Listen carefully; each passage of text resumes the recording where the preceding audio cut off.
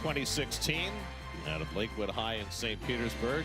Made it to the big leagues at age 21 in 2019. His dad played in the big leagues, was a terrific star for the Rockies.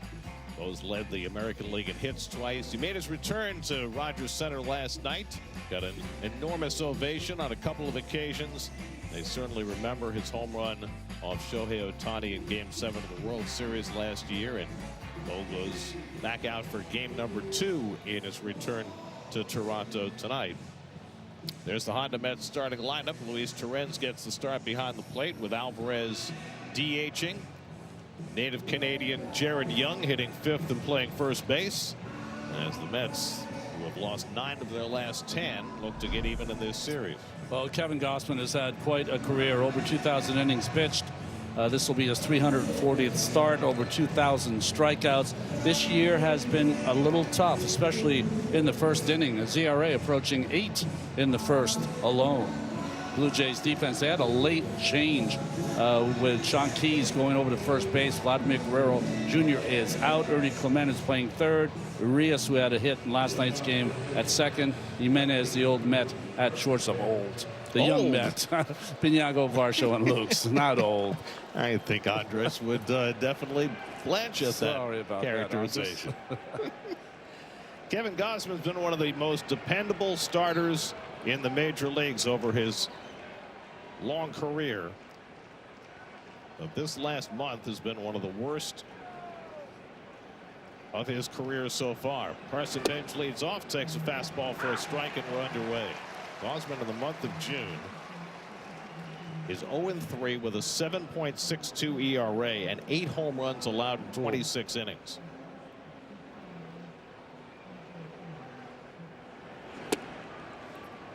Thir 13 runs allowed just in his last 2 starts alone. Now in his 14th season, started out with the Orioles, went to Atlanta, briefly to Cincinnati, San Francisco, and now in his 5th year with the Blue Jays.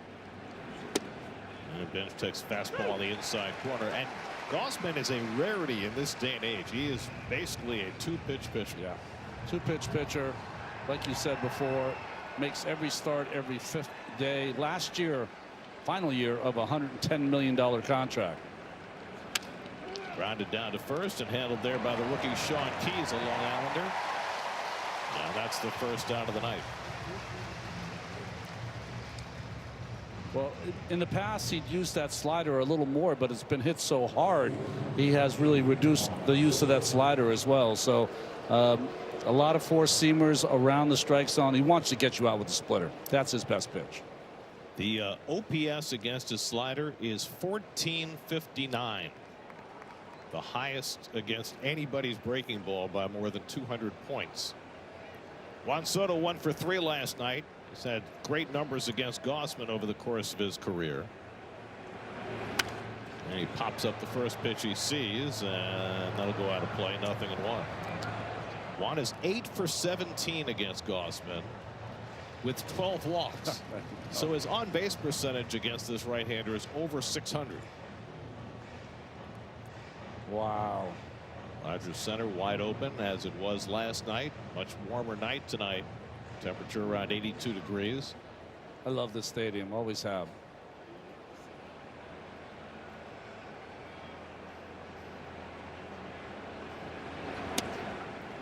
Soto takes a splitter down. Ball and a strike. The configuration is different now than it was when I played here in the early 90s. They could fit 50,000 people in here in those days. Last night they had 41,000, and that was a sellout. So 41,000 folks fill the stadium. It's dollar hot dog night, Looney Dogs night, and they've already sold over 43,000 hot dogs. They've got a running count on a board in the right field corner. That's amazing. So more than 1 per person, and we just got started. Ground ball down to first, and Keyes handles this one. So back-to-back assists for the young first baseman. 2 out. The late lineup change. He gets first base, and of course, the ball's hit to him 2 times in a row to start this first inning. This one had a lot of topspin on it. He did well to backhand that and make that more difficult play look easy. And now another big ovation for Bo Bichette.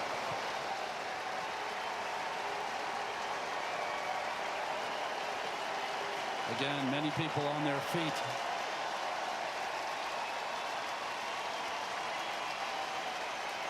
No Vladimir Guerrero Jr. at first to tell him to tip his cap. 7 years with Toronto. He hit .290 with 121 home runs. With .348 in the World Series last year, playing basically on one leg in an unfamiliar position. And now back as a Met. Second game, hits it sharply up the middle. Beautiful stop by Arias. He plants and throws low, and Hughes digs it out to retire the side. Arias, who was not in the original starting lineup, makes a spectacular play, and Gossman has a 1-2-3 first. Hyundai starting lineup for the Blue Jays. Alejandro Kirk moves up to third in the order with Vlad Guerrero sitting with some back issues. Sean Keyes, just his second big league start, the Harbor Fields High School product. George Springer delivered the keynote last night with what looked like a single and turned into a Little League home run. Got this a little off the end of the bat. Big bounce past Soto.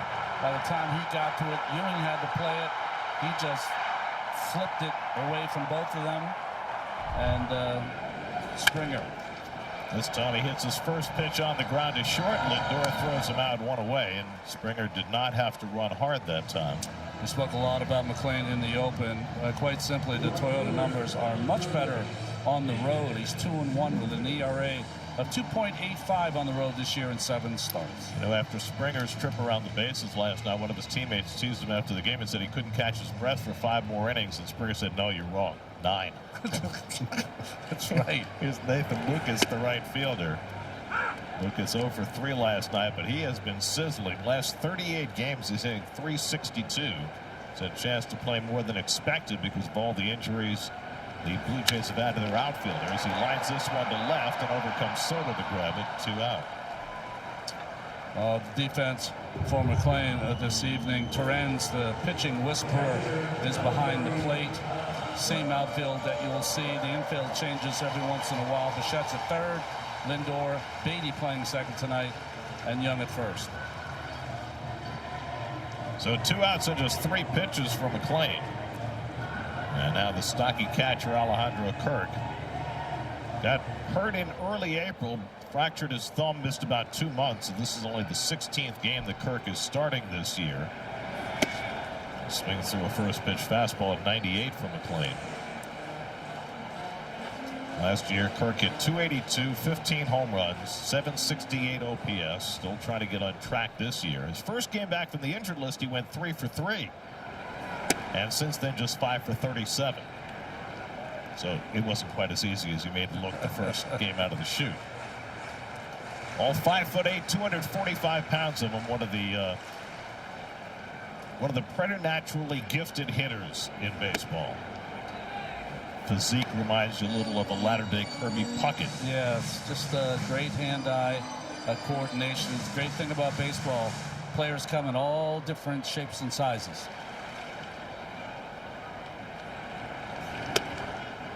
And sweeper catches the outside corner from McLean. 2 balls and 2 strikes.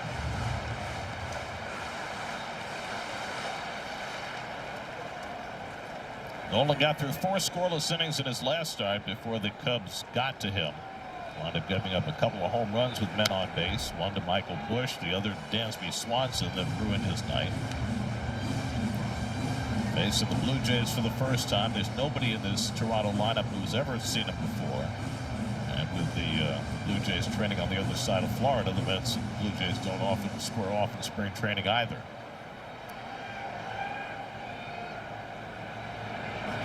Curveball lined over short, and that's down for a base hit for Kirk. So McLean left the curveball up, and Kirk has a 2-out single.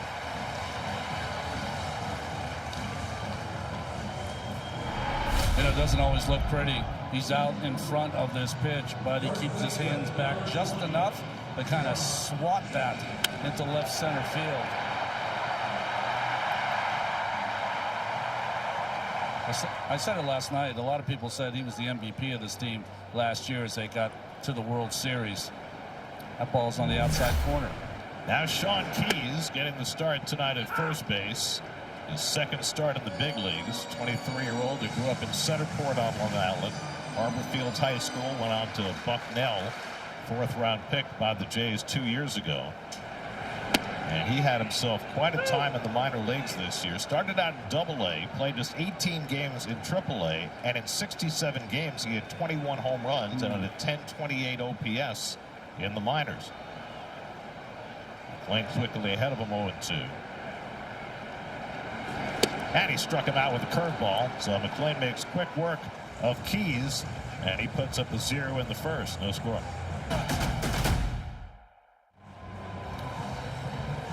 Around the Majors presented by Spectrum. We only note this because it's so unusual. Since interleague play began in 1997, the American League has dominated the National League almost every season. Not this year. This year the National League has pummeled the American League to the point where even the Mets have a winning record against the American League. Francisco Lindor pops one up in foul ground. Keys coming over, but that'll be out of play. Mets are 10-9 against the American League with their loss last night.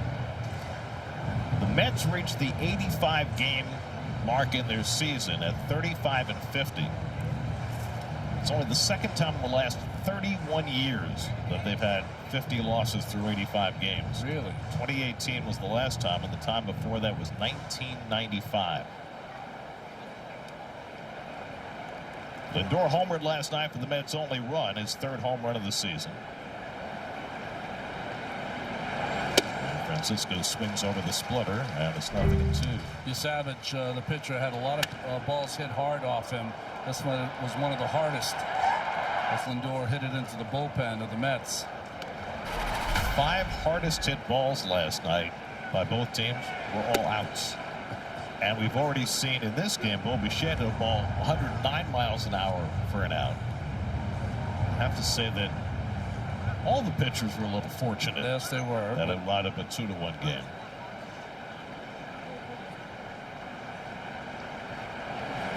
And Lindor takes the fastball just off the plate, and it's 2-2. Lindor 4 for 11 in his career against Gausman. I mean, it's shocking to me. Gausman's been in the league for 14 years. There are only 3 Mets in the lineup today who've ever faced him before. Soto, Lindor, and Torrens. And Lindor gets under this one, flies it out to right. Lucas jogging in. 1 out. New York Mets baseball on SNY is brought to you by your tri-state area Jeep dealer, I Can. You can't spell American without it. During the Jeep Make This the Summer event. Celebrate 250 years of the country that can, with a great deal on the vehicles that always can. So here is Jared Young, who grew up on the other side of Canada in British Columbia.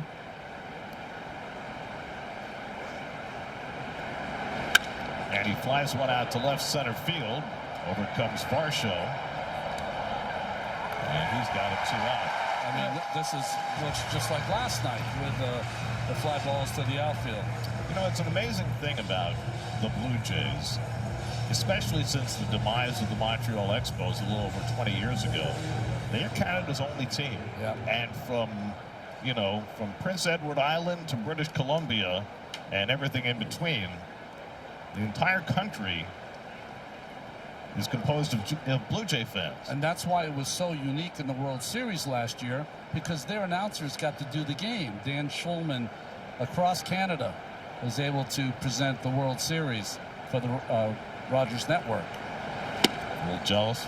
I know I was. Very jealous, very jealous. I mean, I get to do them, and even when I'm doing Mets games, I want to, I think we should have Gary and Keith there. Oh, it feels right.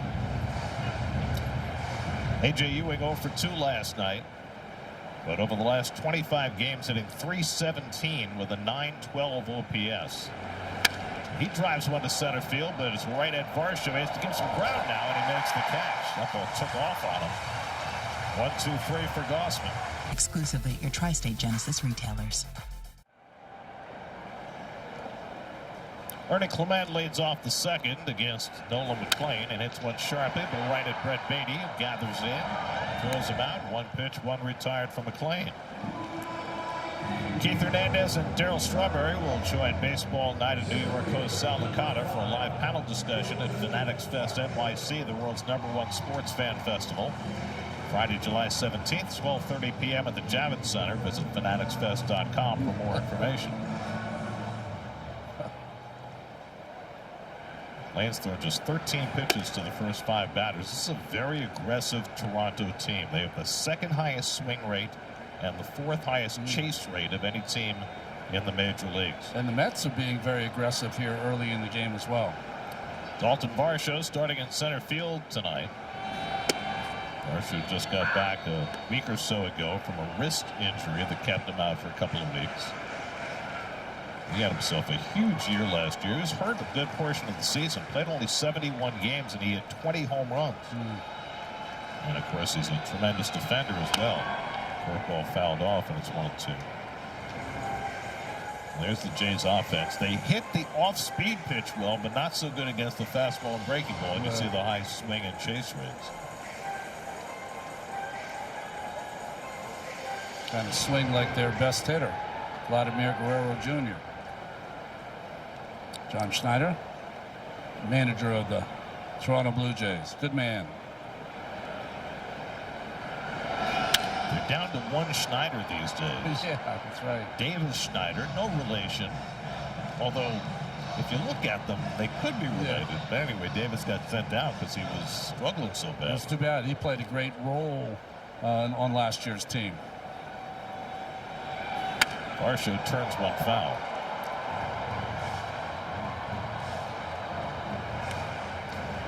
Varsho, I think he first came up with the Arizona Diamondbacks. He used to catch as well. Yep. Dad was a big leaguer.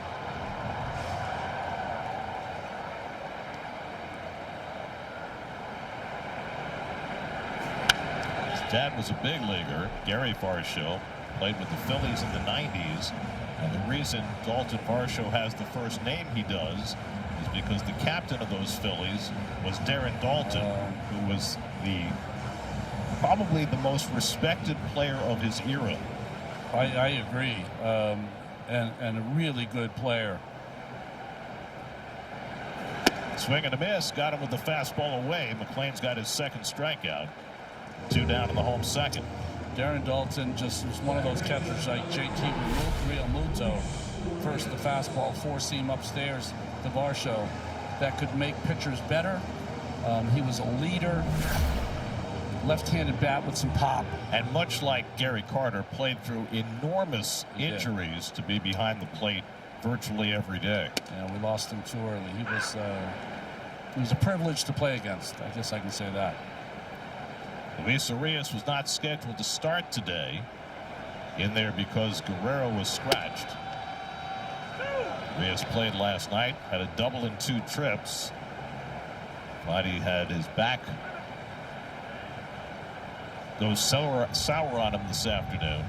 I can commiserate because my back's been bothering me for 2 days. I wonder if Vladdy has the same problem that I have. I know what your problem is because it's the same problem I have.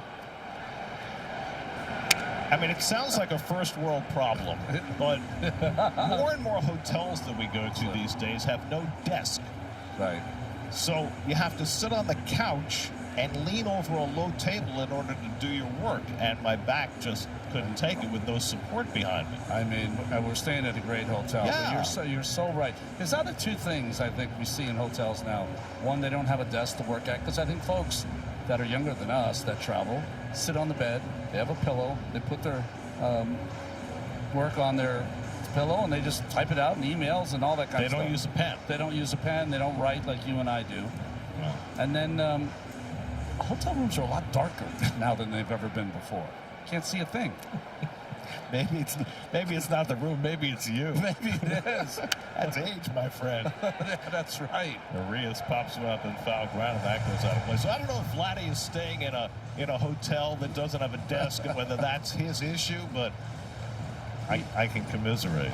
He probably owns a couple hotels, Gary. Could well be, and not just Monopoly Hotel. That's right.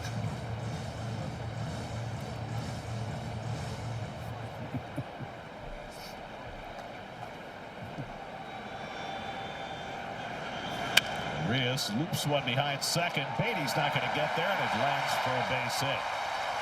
A soft single to right for Luis Urias gives the Jays a 2-out base run. So both innings, McLean has gotten the first two guys out, a soft single, and the inning goes on. This one he gets jammed. That ball runs in on him. He gets it on the label, but just strong enough to get it over the head of Beatty, who got a great jump on it. And I thought at one point he might make an unbelievable play, but out of his reach. Now Yohendrick Pinango, and he flies one foul down the left side. Pinango went 0 for 3 last night. Got a rare start against a left-hander. Much more capable against right-handed pitching. He's just 24 years old.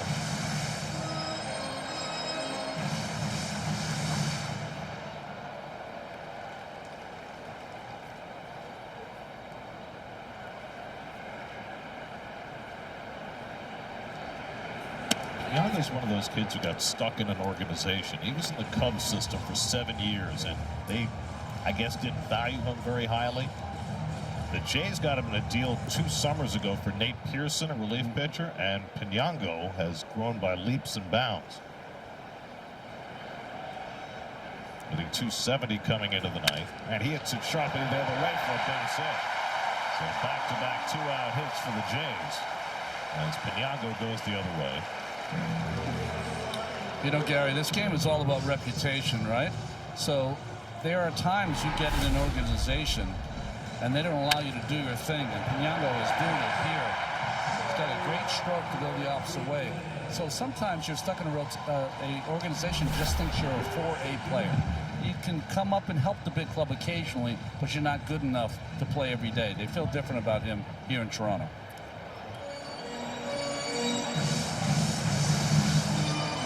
Now a guy who started out his career in the Mets organization, Andres Jimenez, who was a rookie with the Mets in 2020, was included in the deal for Francisco Lindor after that season. Had a couple of great years in Cleveland, but has really struggled offensively the last few. Swings and misses at a fastball. In 2022, he had an .837 OPS and played platinum glove defense. In the 4 years since, his OPS is .650.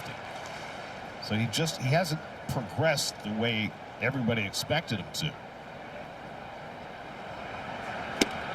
When Jimenez came up with the Mets, watching him and his instincts for the game, you thought he was going to be the next Edgardo Alfonso. Yeah, one of those real talented and intelligent players, all wrapped up in one package. He's had trouble handling the high fastball, and that's what he gets a steady diet of. He's got 3 Gold Gloves, all of them playing second base, but they've moved him to short this year with Bichette leaving.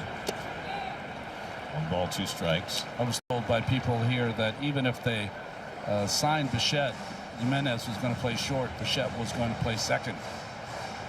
Of course, Bichette played second in the World Series last year. Got his first regular season inning at second base last night when the Mets were moving some pieces around.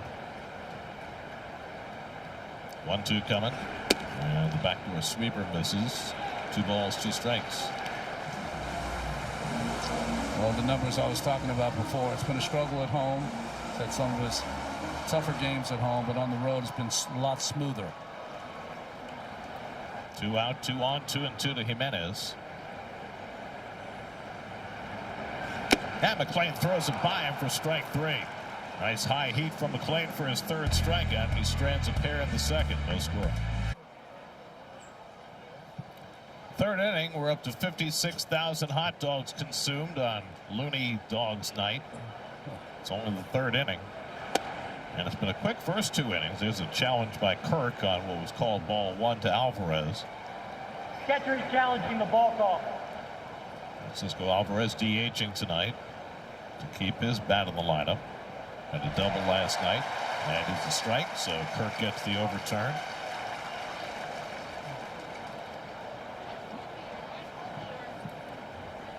Kevin Gausman's retired the first 6, and he's done it on just 17 pitches. Yeah, and a lot of fastballs early in this game. The Mets are swinging a lot. Why? They don't want to get to the splitter, so they're trying to hit that fastball early in the count.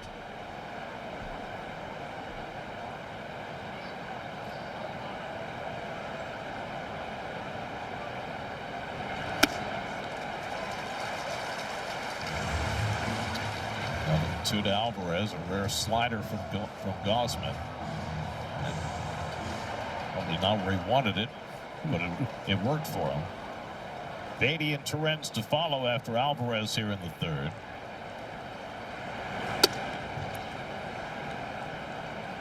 Gausman's last start last Thursday against Texas, he gave up 6 runs and 10 hits in 6 innings, 3 home runs.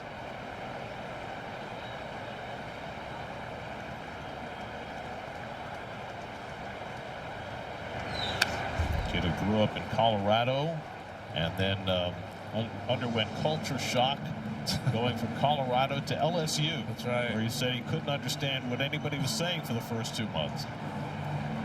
Fourth overall pick in the first round of 2012 to the Orioles. He's had himself a fine career, 116 wins. Rocket hit foul down the left field side.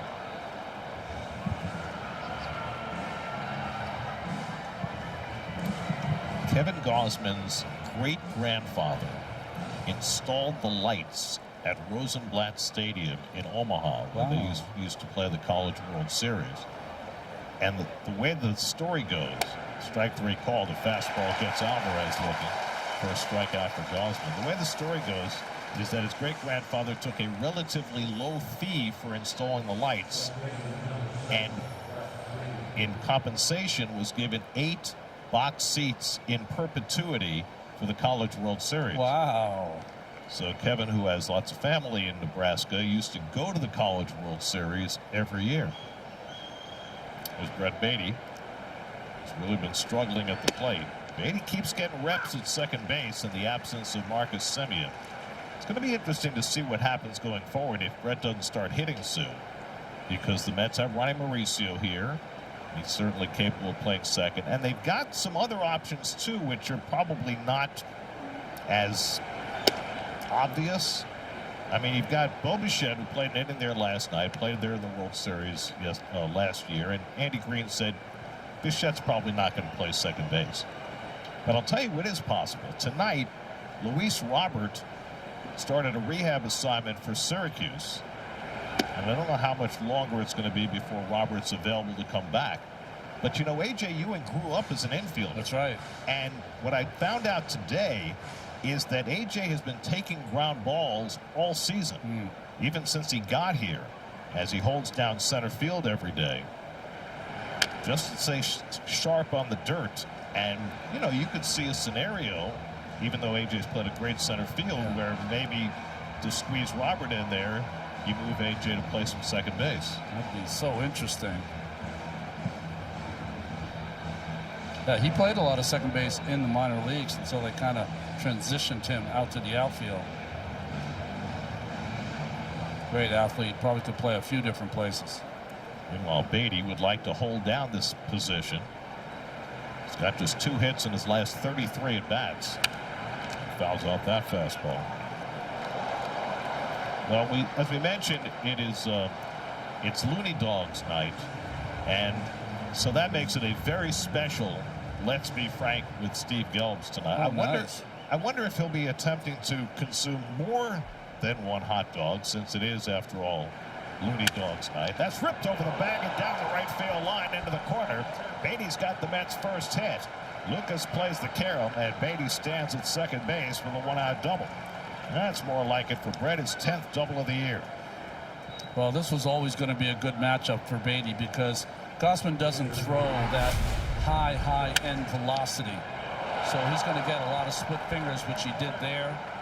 And boy, a bullet to right field for a double.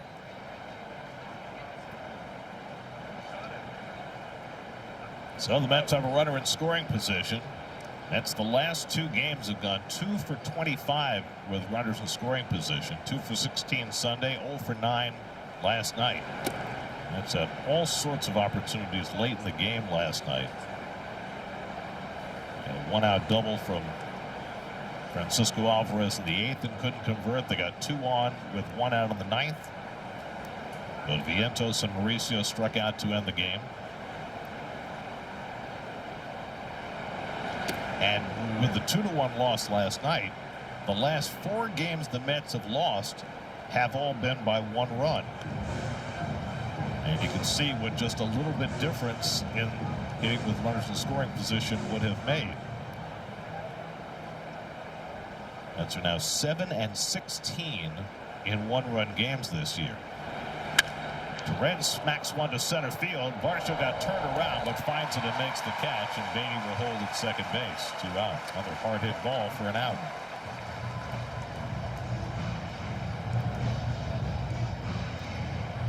So the Mets winning percentage in 1-run games is .304.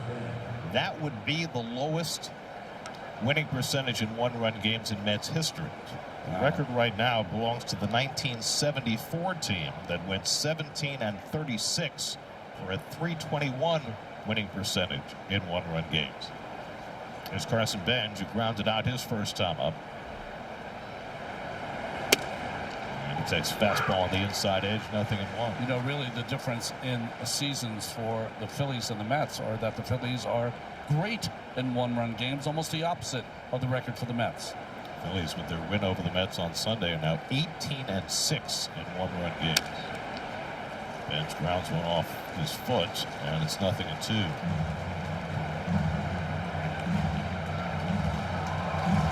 Meanwhile, we have the defending AL Cy Young Award winner against the 2026 AL Cy Young frontrunner going head-to-head at Yankee Stadium. And there were 4 home runs in the first inning. Tigers hit 3 off Cam Schlegler, and Ben Rice hit 1 off Tarek Skubal.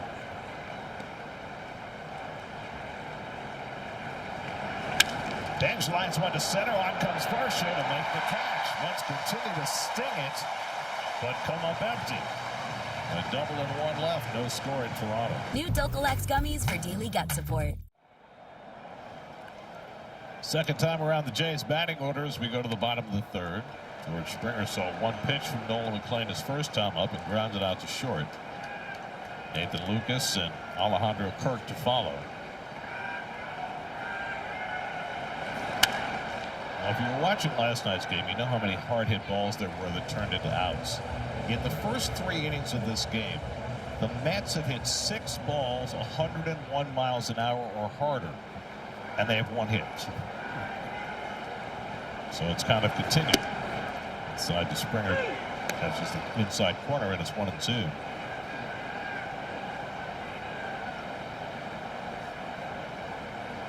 Springer now 36 years old, limited to DH duties these days, 4-time All-Star.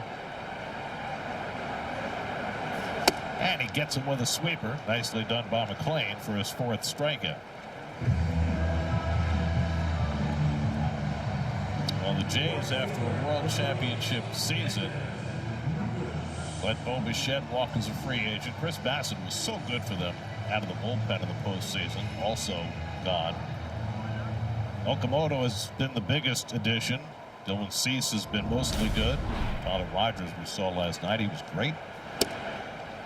Okamoto's sitting today. Interesting that they're sitting Okamoto on the same day that Guerrero is out of the lineup. That's also his birthday. Yep. Everyone plays on their birthday. Well, 30, you know, sometimes that creates some tears for ball players.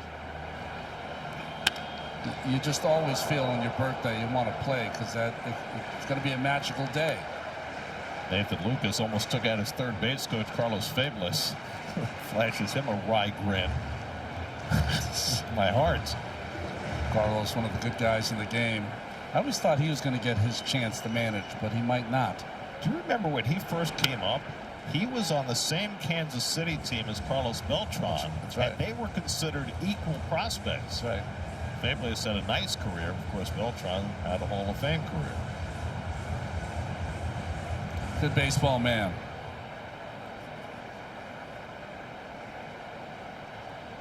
Lane ahead on Lucas, 0-2. Comes inside with the fastball. I really like that pitch from Nolan. Even when it's not a strike, it sets up all of his other pitches. Change away, 2-seamer away, backdoor sweeper. And he went to the changeup and got the strikeout on Lucas. That's 5 strikeouts now for McLean. He's now fanned the last 3 in a row. is. The grip. I think that was maybe a sinker. two-seamer, Yeah. Gary. Yeah. It had change-up movement, It but did.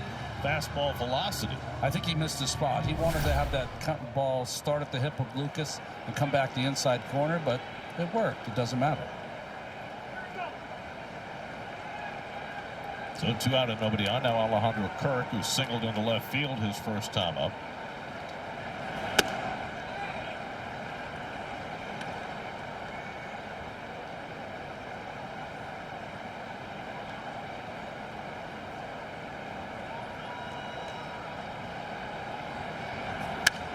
Kirk skies one to right center. Should be easy for Ewing. And that retires the side. McLean has his first 1-2-3 inning. No score after. QX 65. The final phase of the 2026 Konami eBaseball MLB All-Star Ballot is now live. Scan the QR code or visit MLB.com/vote. There's the QR code. We were showing the guy eating a hot dog. One of the 64,693 hot dogs that have been consumed thus far tonight on Looney Dogs Night. Yeah, don't scan the hot dog. They're updating the total, which is on a board in the right field corner, every 6 seconds. If you wait 6 seconds, it'll update. Well, not if you show that part of the signs. Juan Soto leading off in the fourth, and he takes it high. For the uninitiated, a loonie is a coin, a dollar coin. They also have $2 coins, which they call toonies. Yeah. And right now the exchange rate is, what, about 65 cents on the U.S. dollar? So it's a real bargain. I mean, it's not dollar hot dog night. It's like 65-cent hot dog night. How many hot dogs could you consume at one sitting? Yeah, there's... If you had to eat the bun. Okay. There's the loony. There's a hot dog place in Worcester, Mass. that my brothers go to all the time. And it's only served one way, with chili and mustard. And I know they can routinely eat 8 to 12 of them. What? They 8 to 12. But they're smaller dogs. Oh, okay. They're a smaller, I mean... They're like the hot dog equivalent of White Castle.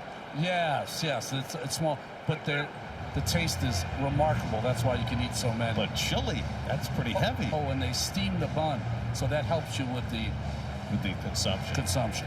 Well, I mean, you could get consumption. It's no Joey Chestnut, but 8 to 12 is a lot. I'm saying you could get consumption from consuming the hot dogs.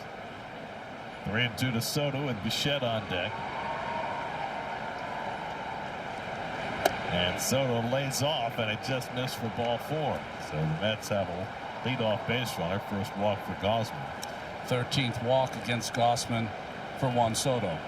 13 walks, 8 hits. Only 18 official at bat. So now Bichette with the man on, looking for his first hit of the series. Hit one 109 up the middle that Urias made a nice play on to throw him out in the first inning.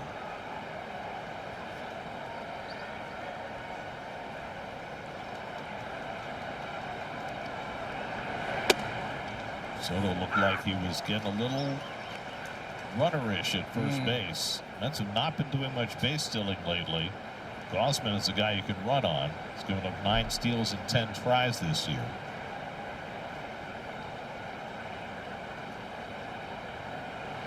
Bichette hits one toward the hole. That'll go through for a base hit. Soto to second. No stop there as Lucas gets it in. So the Mets have the first 2 men out of the fourth, and Bichette has his first hit back in Toronto. Baseball's such a funny game. 109 up the middle, his first at bat, a 4-3. This one, a dribbler that finds a hole. So now a chance for the Mets to strike first. First and second, nobody out. Francisco Lindor, the batter. Lindor flied out to right his first time up.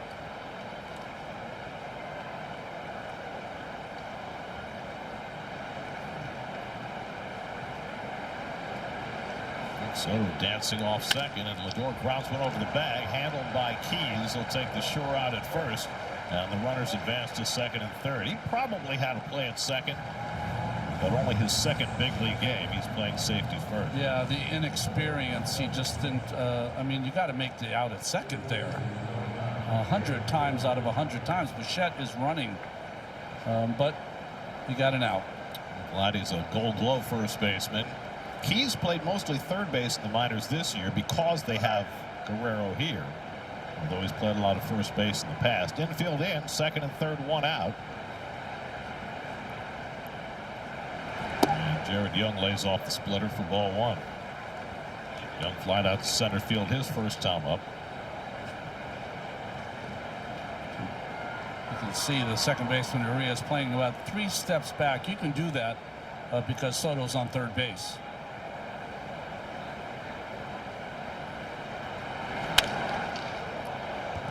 What do you think about teams playing in this early with second and third? I understand with the runner just at third. Yeah. But second and third. No, I'm not a fan. I'm more of a fan that allowing 1 run here, not 2.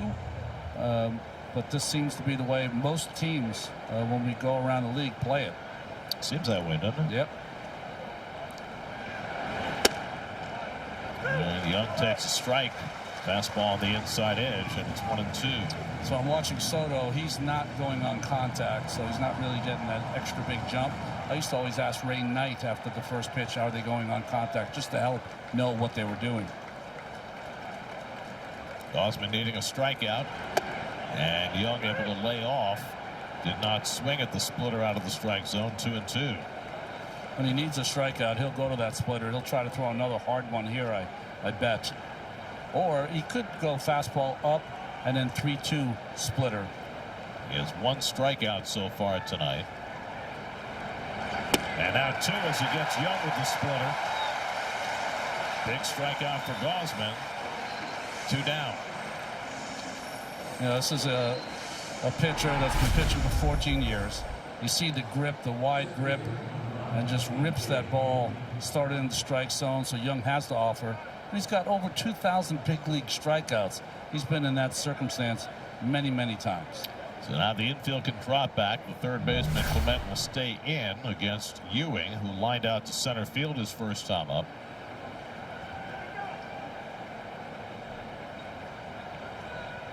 Well, luckily he wasn't on the mound. He just dropped the baseball. Very close to a ball. Soto at third, Bichette at second with 2 out. Ewing takes a fastball strike, 0-1. One thing that benefits Gausman is they always chase his splitter. His overall chase rate is almost 35%. That's third best in the majors, despite his otherwise unattractive numbers of late. Ewing able to spit on the splitter, and it's 1-1. He just has there's something about Ewing that enables him to identify location on a split like that. We've seen it so many times early in his career. He's got an innate ability and understands the strike zone.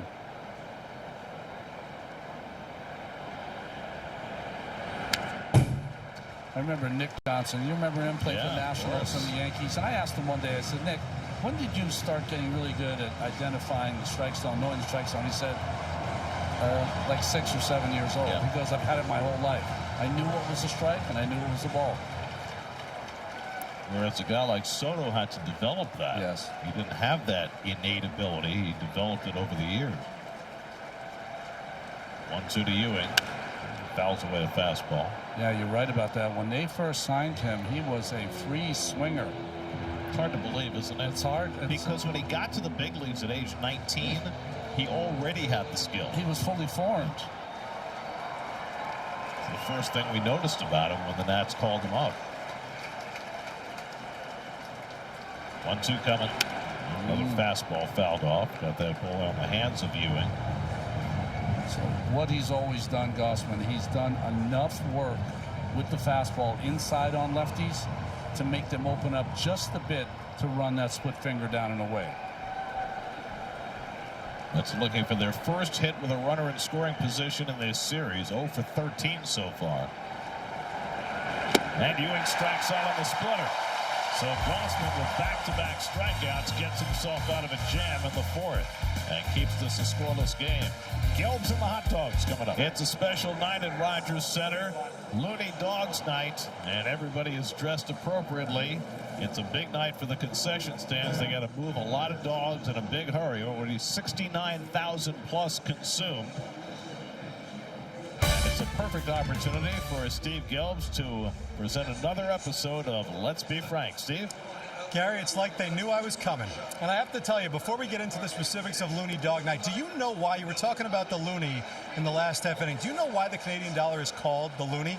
Any idea? I think it's after the bird, isn't it? Yeah, it's got a bird, a loon on it, right? Why do I even ask you these questions? Yes, the common loon is on the Canadian dollar, so they call it a loony. Great. There goes my one nugget. Do you know why they call it a toonie? Yeah, because it's two loonies. Good job. Two loonies. It's a portmanteau. Exactly. So anyway, they started this Looney Dog Night in 2022. It's every Tuesday night for the home games. Last season, they set a record with over 826,000 loonies sold in the year.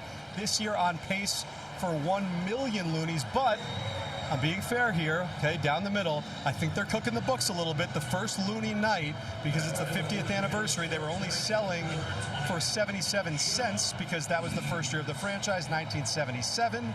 And so those loonies sold were over 100,000, which was a new record. But anyway, I'm going to try the Looney right on site.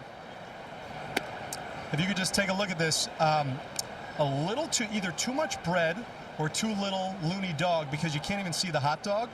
But let's go.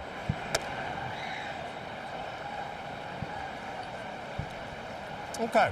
Did you get any meat in that bite, or? No, I found it. Yeah, I found it. Now, here's the thing. Okay, I have a little something I got to talk about. That's a big bite, by the way. So, I'm going to give it, it's not all beef. And we all know if it's not all beef and there's not great snap to it, okay, then I don't like it. I only like all beef franks. I'm giving this a 5.1. It's an average hot dog. Now, here's the thing that I want to say. What? Oh, almost choked. It's definitely an occupational hazard when you do this segment. Okay, so a lot of people on social media, as you look at my rating, I'm getting a lot of chirping because I'm not fair to some of these hot dogs, low ratings. They're saying, oh, do you even like hot dogs? Oh, boo-hoo, boo-hoo. Do you think that I can be rattled? I mean, I replaced Kevin Burkhardt, okay? Do you think I can be rattled by social media and what people think of my hot dog reviews? Here's the thing I'll tell you. 100%. If I rate the hot dog well, that means you should get it. San Francisco, you go get that hot dog. Chicago, rush to the hot dog stands. Outside of that, you're on your own, okay? Do you feel as though you're overstating your influence in the hot dog rating realm? No, I don't think so. I think given the fan reaction every time I'm at a road ballpark, it's the only thing I'm known for at this point. Did you put any thought into maybe improving the U.S.-Canada relations that have been a bit strained in the last couple of years? No, I gave it some thought, but again, I'm nothing if not someone of integrity. And I cannot think of anything other than how is this hot dog? And to me, it's an average hot dog. If you don't mind if it's not all beef, you'd probably rate it a little bit higher. But for me, average. Clement flies one out to left, chasing Soto back, and he makes the catch right before he gets to the wall. Steve, have you ever thought about expanding your repertoire to take in local delicacies? Like in Cincinnati, you went for the dog that had the Skyline chili on it. Yeah. I would say the Skyline chili equivalent in Canada is poutine. Yeah, poutine. Oh, you know what? If there was a poutine hot dog, and if I can find one, I will do a bonus review tomorrow during the day. Okay. I promise you that. I mean, it's Canada Day. They have to have poutine They hot have dog. to. But what I will say, I was told by our producer, Greg Picker, that there is a maple bacon hot dog. And I declined to review that because, and again, I might get people chirping. I despise bacon. No, come on. Inedible. Nobody despises bacon. Hey, is the camera on me right now? This guy. Not nobody. This guy. I don't get it. I don't get it at all. I have never met anybody before. I've met people who will not eat bacon for religious reasons. Never met anybody who does not actually like eating bacon. Nope. Well, you met him now, pal. You met him now. This Today I learned. This, let's be frank, is revealing an entire new side of Steve. No, I think it's really the best side of Steve. Okay, well, I think the other thing about having a bacon hot dog is that it's such a big upgrade from the hot dog itself, it would be unfair to the other hot dogs. Yeah, I would agree. But look, there's the rankings. Go to Oracle Park, go to Wrigley Field. Nationals Park was okay. Oh, I will tell you this. Angel Stadium, that's not a fair review. David Wright gave it a 5.5 because, he was thinking of himself. I thought that hot dog was pretty good. yeah, but he's David Wright. Exactly. He can do whatever he wants to do. I rolled with it. Hey, one more little fact about Looney Dog Night. Because there is such high demand, they actually have hot dogs only on these nights at other food stands. So pizza stands, basically anywhere you can make a hot dog, make food, they've got those, and they have special signs pointing to those specific vendors saying, tonight we have hot dogs here. That guy's going to end up with ketchup in his lap. You know it, right? Keith will be happy about that hot dog. Varsho takes a pitch that just misses a cutter. And it's 2-2. Well, meanwhile, McLean has retired 6 in a row, striking out 4 of the 6. And Varsho throws one down the line. That'll go to the corner for extra bases. Dalton Varsho slides in safely with a 2-out double. McLean's now given up 4 hits in this game, and they've all come with 2 out. There's a side swing for Varsho. Small step with 2 strikes, quick bat. Kind of collapses on that back leg, but a linea into right field for Varsho and a double here with 2 outs. McLean got him out with the ball running away from him with 2 strikes in his first at bat. That ball was down and in. So now Luis Arias, who blooped a single to right his first time up. Just the second at bat for the Jays in this game with runners in scoring position. McLean struck out Jimenez to end the second inning.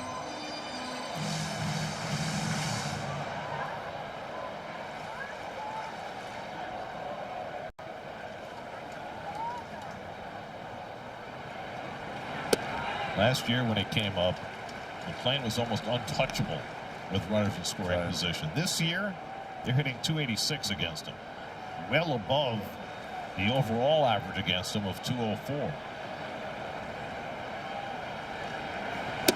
And now behind on Urias 3-0 with Pinango, a left-hand hitter on deck. And that really has been the whole difference, Gary, from McLean this year, is that no one ever got a hit with runners in scoring position. This year, he's been a little vulnerable.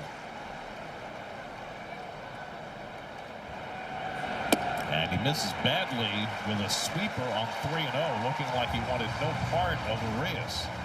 That was odd. First walk of the night for McLean. It's a hard team to walk. They are dead last in the American League in walks. In fact, this is amazing to me. The Jays are 3rd in the American League in batting, but they're last in on-base percentage. You know how impossible that is? Right. That's how little they walk. Justin Willard out to try and give McLean a breather.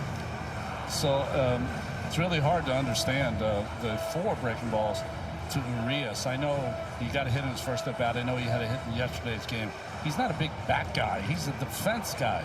So I would have opted to pitch against him with the runner on second base, then bring up the left-handed Pinango who hit a bullet to left field. So I know he was trying to get him early with the breaking ball, but I don't understand the 3-0 breaking ball. Normally that's not a pitch that Torrens would call in that spot. So that makes me think that there's something about Urias that made them both uncomfortable. Yeah, I guess so. I don't see why. Urias is a capable big league player, but I wouldn't call him a big bat. So now Yohendrick Pinango, who singled to left field his first time up. 2 out and 2 on.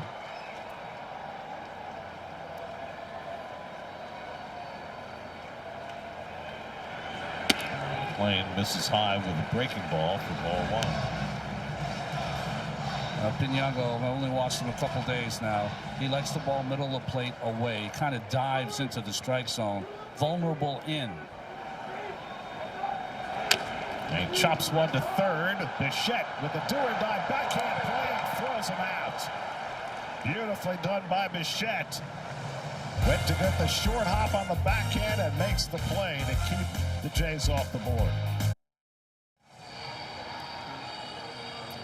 Allstate good hands replay. A little scary play by Bo Bichette. Yeah, not hit very hard, but Bichette was in enough to come and make this play. That had some spin on it, and with the backhand, he was able to secure the ball and throw in one motion. Not an easy play. Francisco Alvarez tops one foul as we start the 5th inning. Mets have had 2 hits. The Jays have had 4, but the Mets have had the better scoring opportunities. They had a 1-out double from Beatty in the 3rd. They got the first 2 men out in the 4th, could not score on either occasion. All the Jays base runners have come with 2 out.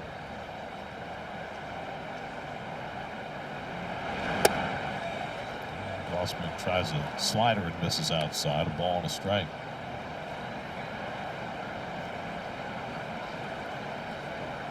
Alvarez DHing tonight. Took a call 3rd strike his first time up. Swings and misses. 2 sliders in a row from Gausman. That's a rarity. And he's only used his slider against Alvarez so far in this game. That's 3 sliders so far in 2 at-bats. Beatty and Torrens to follow in the 5th. And Alvarez smokes one out to center field. Back goes Varsho to the warning track. Back at the wall. It's out of here. Francisco Alvarez gives the Mets the lead with his 9th home run of the year.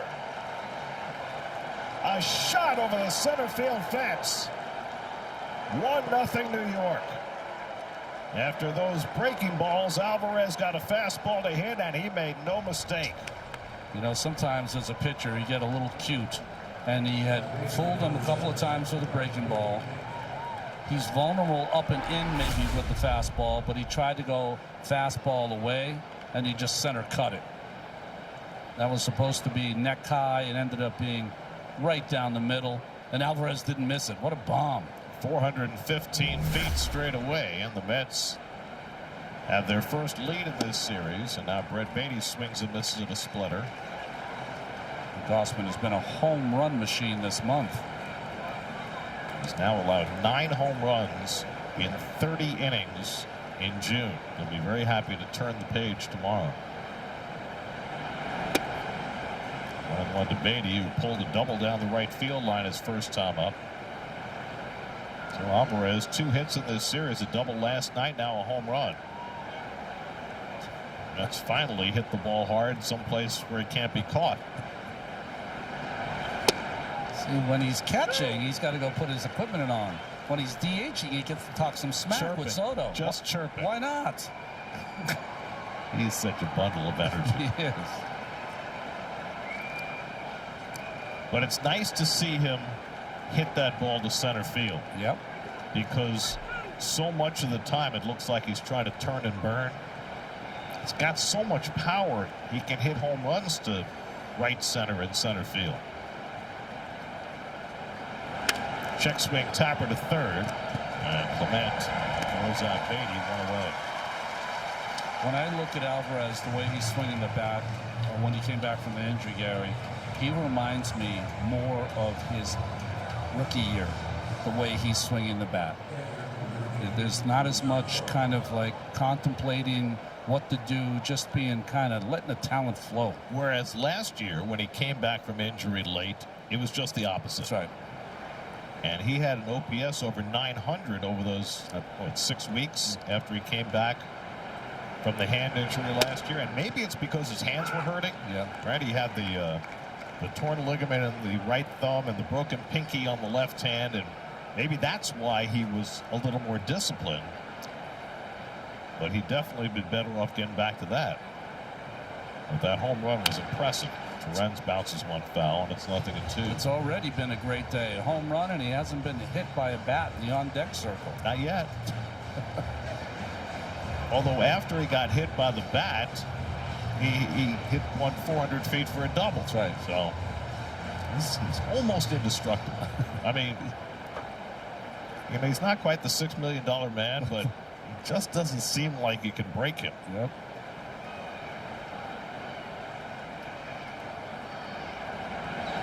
Torrens fouls one back. Gosman's starting to use that slider a little bit more against the right-hand hitters. 15 home runs for the season now for Gosman.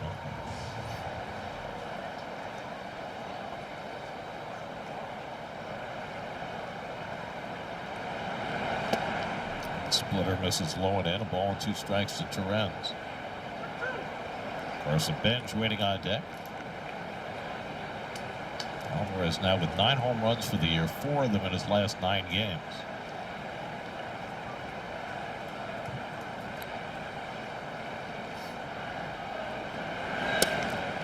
Torrens lays off. 2-2. Blue Jays had lost 6 in a row before winning last night. This is a 10-game homestand for them. They won the first game of the homestand, then lost 6 in a row all here before winning last night. Torrens down on strikes. That's the 4th of the night for Gosman. 2 out. Jays are still very much in contention because the American League is so down this year. One of the moves they've decided to make, they were going to start Patrick Corbin tomorrow night. Corbin got off to a great start for Toronto early this season, but the results have not been good lately. So they're putting Corbin in the bullpen, who's actually available tonight if need be. And they're going to go with a bullpen game tomorrow, and you have to think the Jays, if they hang around where they are right now, are going to be in the market for a starting pitcher at the deadline.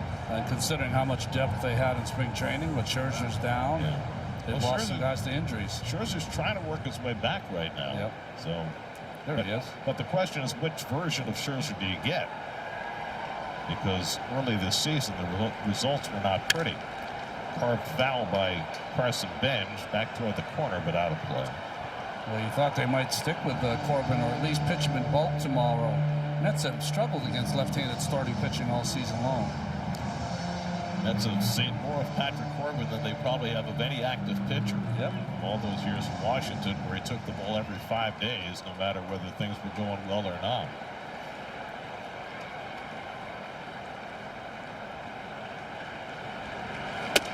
Then takes a fastball up and in, 1-2.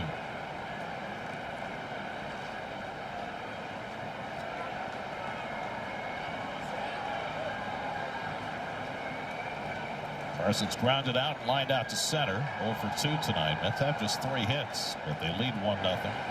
That's floated out over second, and that is going to land for a base hit.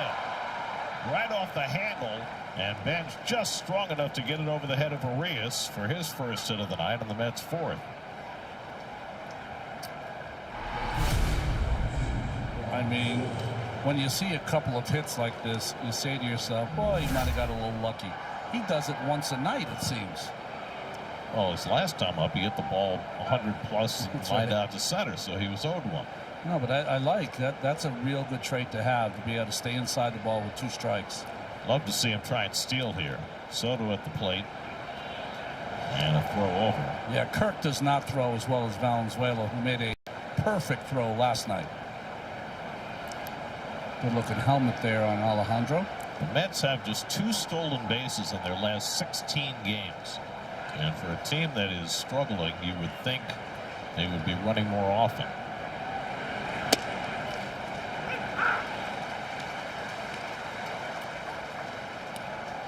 To be the devil's advocate here, you see his number of stolen steals and attempts.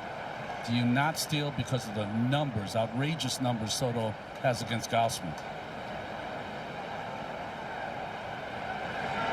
Well, I think that whether Bench is standing on first or standing on second, the likelihood is that Gausman's going to walk Soto. Yeah. Whether he intends to or not. Yeah, that's a good call, Gary. Well, Bichette waiting on deck. And he just does not want to give Juan anything to hit. He wouldn't either. Got him to ground out his first time up and walked him leading off in the 4th. Remember Matt Williams, the real good third baseman for San Francisco and other teams? He only had 5 hits off me in his career. All 5 of them home runs. Some guys just own you. Nothing you can do. Well, Soto owns a lot of guys. Yes. I mean, you talked about maybe Guerrero owns some hotels. Soto owns a lot of pitchers. He does. Every time we see the number, it's like, oh, he's hitting 350 off him. Started the day with a 975 OPS, best in the National League. And ahead of the count here, 3-1. And Gossman wanted no part of it. Threw him a 3-1 splitter, and there was no way Soto was going to swing at that, so he walks for the second time tonight. The only 2 walks Gossman has allowed. Now, from a pitcher's standpoint, do you look at that as judicious, or do you look at that as pitching a little fearfully? One, my first thought is it's a total waste of time, because you throw all those pitches knowing that, one, you're not going to throw a strike, and 2, he never swings at a ball that's outside of the strike zone. So it's kind of a waste of time. So I don't think it's judicious. But I think it's intelligent in a way that until Bo Bichette comes up with a big hit behind him in this series, which he hasn't done yet, that's your better option. Bo bounced one through the hole on the right side for a base hit his last time up after scorching one up the middle that turned into a 4-3 putout in the first. Mets are 0 for 5 with runners in scoring position in this game. 0 for 14 in the series. They have a run home in this inning on Alvarez's home run. Now 2 out and 2 on for Bichette.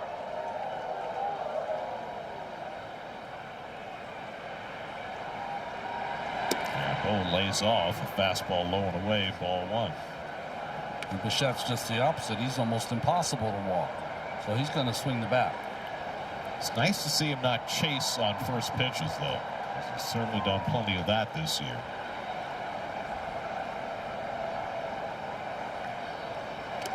He wouldn't chase that one either.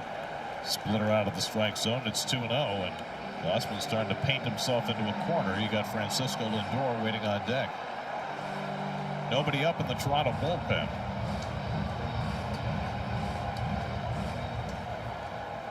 Benj at second, Soto at first, 2 down, 2-0 to Bichette.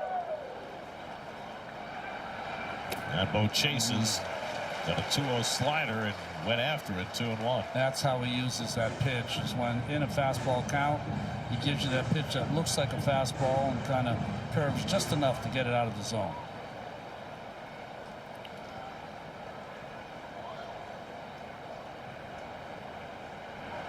And Bo smacks one out to right field, but Lucas has it lined up.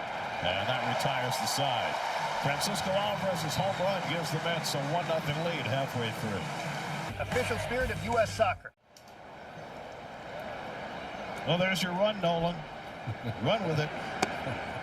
Andres Jimenez leads off in the bottom of the 5th, 1-0 New York. Jimenez struck out his first time up, one of 6 Ks for McLean through the first 4 innings. He's retired the first 2 hitters in every inning.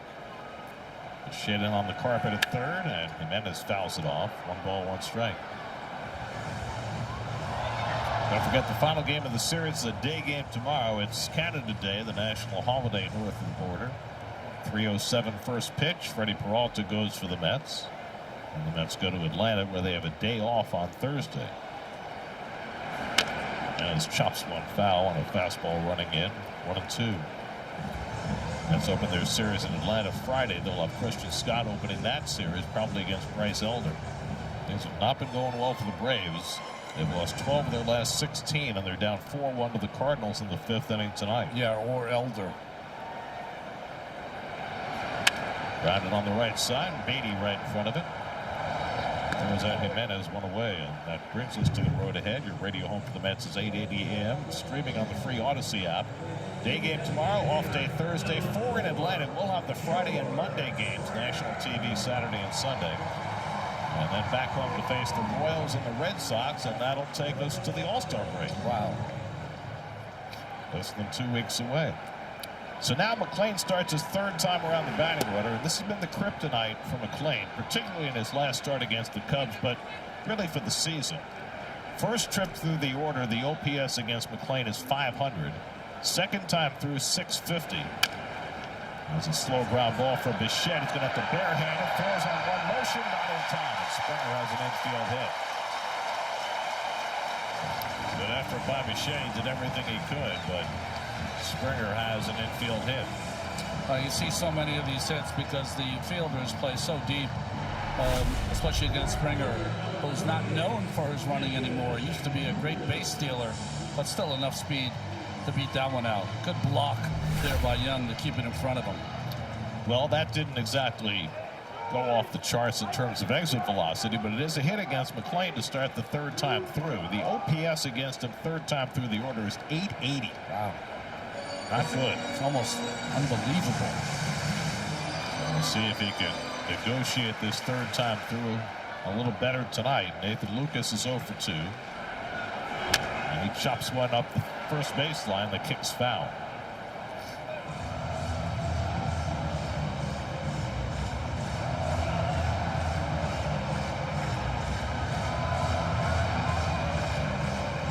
As you go through a lineup, Gary, he's got the great combination of power and precision so far in this game. He's been throwing the ball where he wants to throw it.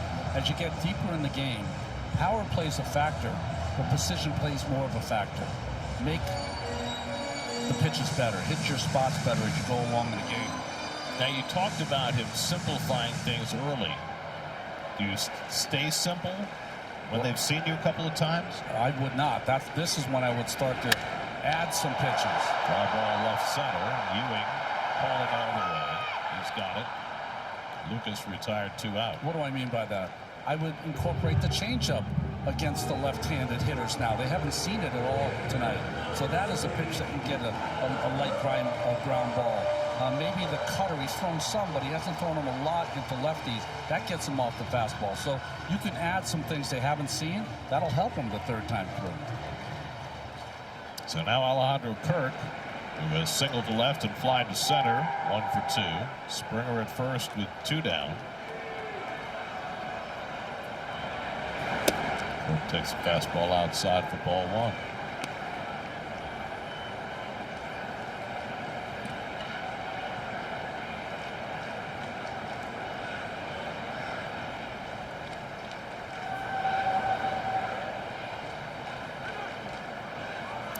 Red-hot Texas Rangers are in Cleveland tonight. Jacob deGrom went 7 innings, allowed just 4 hits. He's got a 4-2 lead as the Rangers go to their bullpen for the bottom of the 8th. Texas has taken over first place in the equal opportunity AL West. Good call. By winning 5 in a row. It puts him 1 game over 500. Fastball right on the corner. Perfect pitch by McLean. 1 ball, 1 strike. Mariners a half game behind. Houston somehow 2 games back with all the injuries they've had. Yeah, injuries piling up for the Athletics as well. Yeah.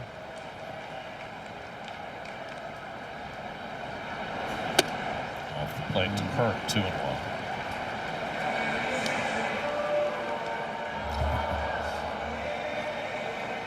I could read lips there. Every pitcher has said that when they miss a pitch, to go 2-1 instead of 1-2. Smash to second, backhanded by Beatty, flip to Lindor, side retired. 4-6 fielder's choice. 5 scoreless innings for Nolan McLean. 1-0 New York. Should regroup at the shrubbery. 6th inning, 1-0 New York. Francisco Lindor will lead off against Kevin Gausman, who gave up the home run to Francisco Alvarez in the 5th inning, the only scoring in this game. Reds have had chances to score otherwise, but they've gone 0 for 6 with runners in scoring position. Lindor is flied out and grounded out, 0 for 2. So in Kansas City tonight, Junior Caminero just did another home run for Tampa Bay. That gives him 8 home runs in his last 7 games. No player 22 or under had ever had 8 home runs in a 7-game span since at least 1900, according to Sarah Langs. Wow. Caminero originally with the Cleveland Guardians, And they've been waiting for a power hitter the last half dozen years. He was traded, though, to the Tampa Bay Rays for, remember, Tobias Myers. Oh, wow, that's right. 3-0 to Lindor. Gosman has walked 2 tonight. They were both named Juan Soto. It's worked out for him. He's able to get Bichette to fly out after walking Soto in the 5th, clearly pitching around him. Not pitching around Lindor, leading off the 6th. Behind 3-0. And there's a strike, 3-1. The Toronto bullpen is active. Good time to rope a double here by Lindor. Get this inning started.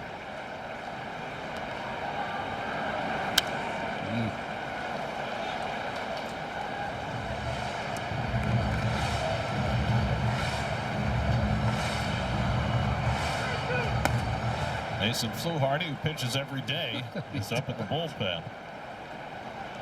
Left-hand hitter is to follow Lindor. He fouls off that slider. Stays in the at-bat.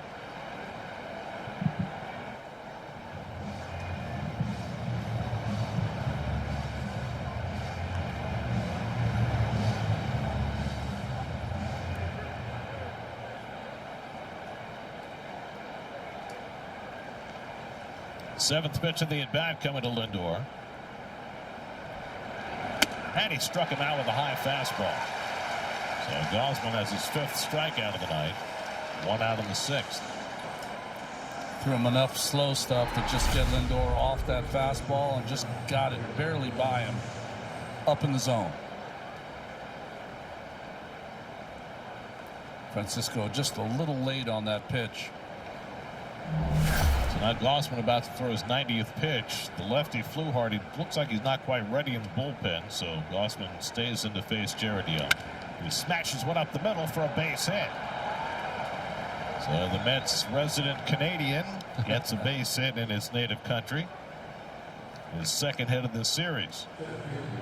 And now you got A.J. Ewing coming up, and John Schneider looks like he's staying put. First pitch looked like a split finger to Young. Side swing, good balance, stayed back on it and delivered it up the middle. So Gosman will stay in and face another left-hand hitter in Ewing, who's lined to center and struck out. Mets now with 5 hits on the night.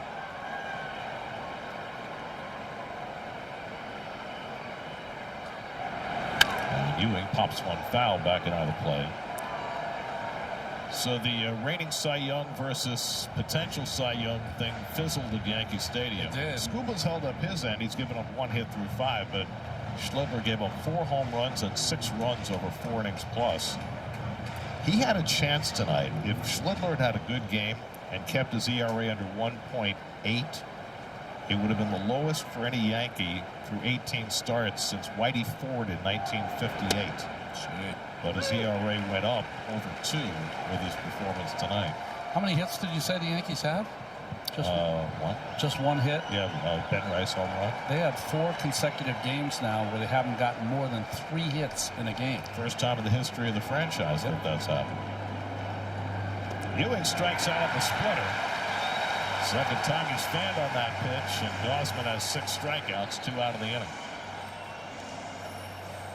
Well, Gosman's really taking advantage of the youngster with the split finger, the grip. He's on the seam with his middle finger and on the whiter part of the ball with his index finger. So now Alvarez, who's accounted for the only run in this game, with a home run over the center field fence after Gosman had gotten ahead of him with sliders, threw him a fastball, and Alvarez hit it 415 feet. Young at first with 2 out. The home run was Alvarez's 9th of the year.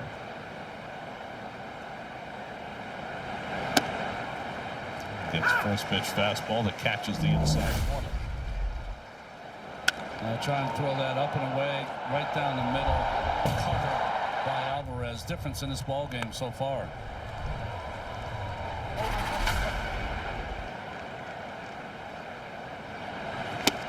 Threw that fastball right by him, and it's 0-2.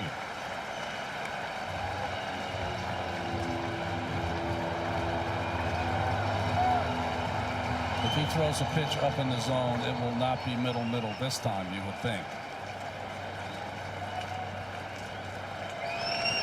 He threw him the slider and he strikes out Alvarez. 3 Ks in the inning for Grossman, 7 for the night. Keeps it a 1-0 game, going to the bottom of the 6th. One of the most famous home runs in Blue Jays history came in a division series in 2015.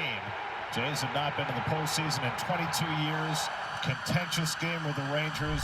And Jose Bautista hits a 3-run homer with a great bat flip. First pitch to the bottom of the 6th. Sean Keyes lines out to Ewing in center field, 1 out. That was a 3-run home run off Sam Dyson of the Rangers that put them on top. And I really feel like it's the line of demarcation which allows a big home run for the hitter to do just about whatever he wants to do. Because it was one of the, and I'm a former pitcher, one of the best bat flips I've ever seen. Well, the Jays hadn't been in the postseason since they won their second of back-to-back World Series titles in 1993. And that's why that home run and the bat flip were so revered. And it really started the modern era of Jays success. Starting with that season, they've been in the postseason 6 times in the last 11 years. That inning, 7th inning, lasted almost an hour. Well, they had that interference play that they took about 20 minutes to parse. I think Russell throwing the ball back to the pitcher, and it hit the bat of Sin Shu Chu. I think that's right. I can't recite any poetry, but I can bring that up. Don't you do Rumi? Sonnet. Can't do any of that stuff anymore. But I can bring up Sin Shu Chu, a 7th inning of a postseason game. Ernie Clement hit one deep to left that Soto ran down his last time up. McClain behind him, 3-1. And Clement takes a strike. He's going to challenge the call. Clement does not walk often. Let's see whether he gets this one right. Jays had both their challenges available. Caught a lot of the plate. It must be down. It is by a hair. And that's ball 4 to Clement. And it gives the Jays a 1-out base runner, and we check in with Steve. Guys, you've been talking a lot about Nolan McClain's game plan today, especially what he should be doing in that last half inning. You talked about 3rd time through the order. I thought it was interesting talking to Luis Torrens about catching Nolan McClain. He said game planning with McClain is pretty unique because he's got 6 different pitches that essentially at any time could all be plus pitches. And so for McClain, depending on what he has that night, the game plan changes a lot pretty early on. A lot of conversations early in the game based on how McClain's feeling, what Torrens is seeing. He said you can't really tell either with McClain in the bullpen because when he gets on the mound and the adrenaline hits, the pitches move differently. I like that, Steve. So they stay fluid throughout the game and what they're going to attack hitters with.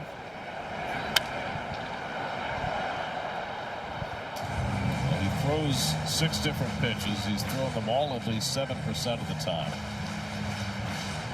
His sinker is his bread and butter, but plenty of other spreads. Varsho doubled into the right field corner his last time up. And takes that backdoor breaking ball for a strike, and it's 1-2. Interesting because the first pitch of the at-bat, McClain missed badly with a sweeper away. That time a nice tight curveball that caught the outside corner. You know, when you miss a pitch, Gary, it can give you the blueprints to not miss the next time because you know exactly what you did wrong. Clement at first with 1 out, 1-0 New York, 6th inning. 1-2 to Varsho.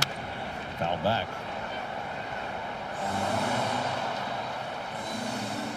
McClain has gotten through the 6th inning more than any Mets started this year. Mets have only gotten 6 innings from their starting pitcher 21 times. That's the 4th fewest of any team in the majors, but McClain's done it 8 of those 21 times.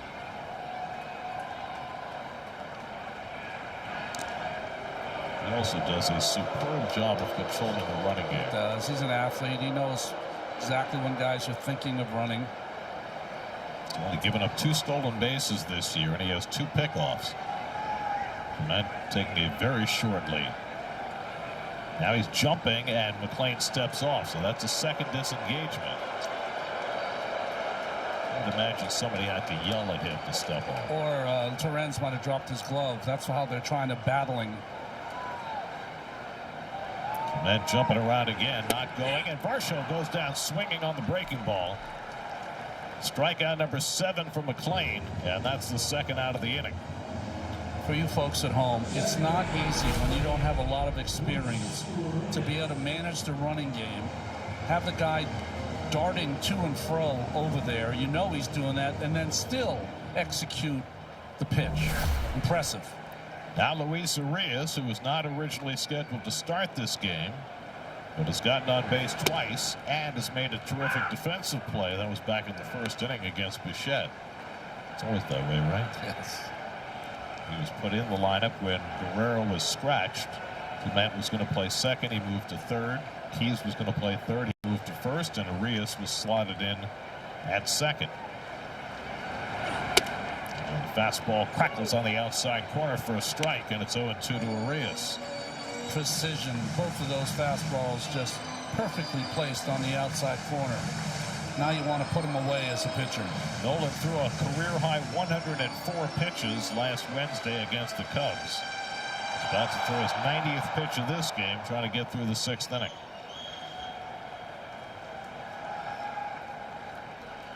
Oh-2 coming.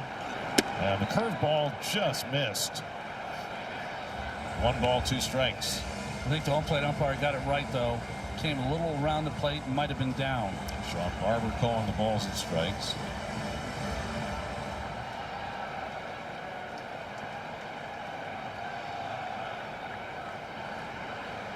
One-two. Ball bounced to third, backing off. Bichette has a long throw to make on a hop, handled by Young, side retired. Nicely done by Bichette and Young. And McLean gets through 6 for the 9th time this year. Hurry in.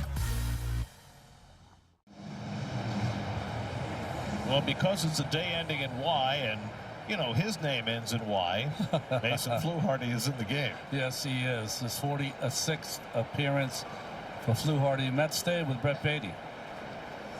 Beatty, Terens, and Benj due up after Kevin Gausman, who had been struggling, went 6 innings, allowed just a run on 5 hits, 2 walks, 7 strikeouts, a home run, 96 pitches. Beatty has one of those 5 hits, a double into the right field corner in the 3rd. And lays off the first pitch slider, ball 1. I mean, Fluharty's workload harkens back to the days of Pedro Feliciano. There you go. When he was routinely pitching in 90 games a year for the Mets. Beatty pops one up into shallow center field. Varsho coming on. Jimenez going out. It's Varsho. 1 out. Gausman was impressive, and he needed that kind of outing to turn it around. Used his fastball a lot more in this game than he had in his previous June starts. Had them thinking enough about the fastball that when he needed a strikeout, he'd go to his secondary pitch. Mostly splitter, but there against Alvarez with the slider. Here's Luis Terens, who's lined to center and struck out 0 for 2. Of course, the rules are different now than they were when Pedro Feliciano was pitching. In those days, you could bring in your lefty to face one left-hand hitter and take him right back out again. Now with the 3-batter rule, that's harder to do.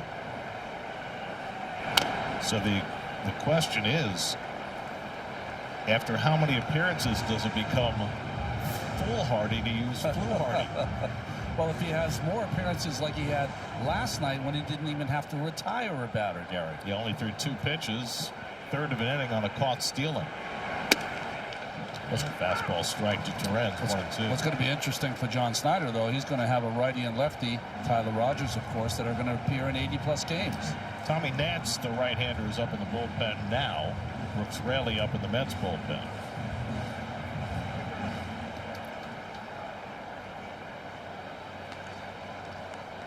One-two coming to Terens. And it's just off the outside corner, 2-2. So McLean's at 91 pitches through 6. You got the 2 left-hand hitters, Pinango and Jimenez, leading off the inning. Does that mean he's done? McLean is done. Out to right field. Back goes Lucas to the warning track. Looks up, and it's out of here. Luis Terens with an opposite field home run. Just his 2nd home run of the season. Both catchers have gone deep for the Mets tonight, and it's 2-0 New York.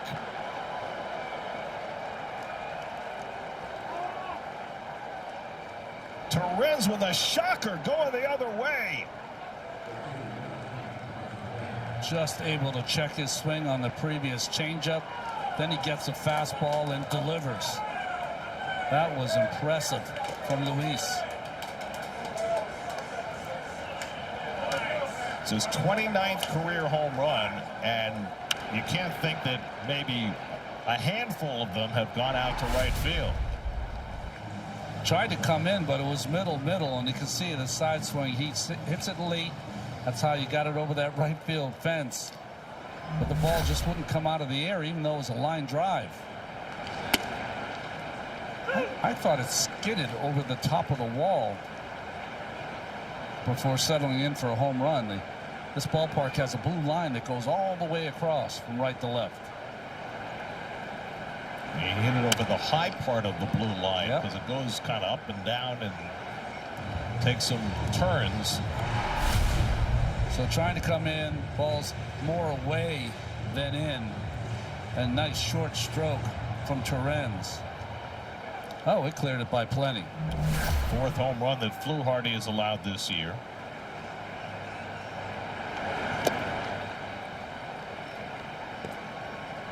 So Alvarez homered in the 5th. Torrens homers in the 7th. Who said it was a bad idea to play both your catchers? Every day, I would. Ben just 1 for 3. Floated a single into right field his last time up. And Carson goes down on a high fastball, and that's the second out. First strikeout for Fluharty. New York Mets baseball on SNY is brought to you by Spectrum. It's internet, mobile, and streaming TV, all from one place. By your local Honda dealers. Contact your local Honda dealer today. And by Tones of Towers, donate $11 a month and amplify your impact with a Car Orlando donation at T2T.org. Now Soto, who's walked twice and grounded out 0 for 1. And he takes a slider for a strike.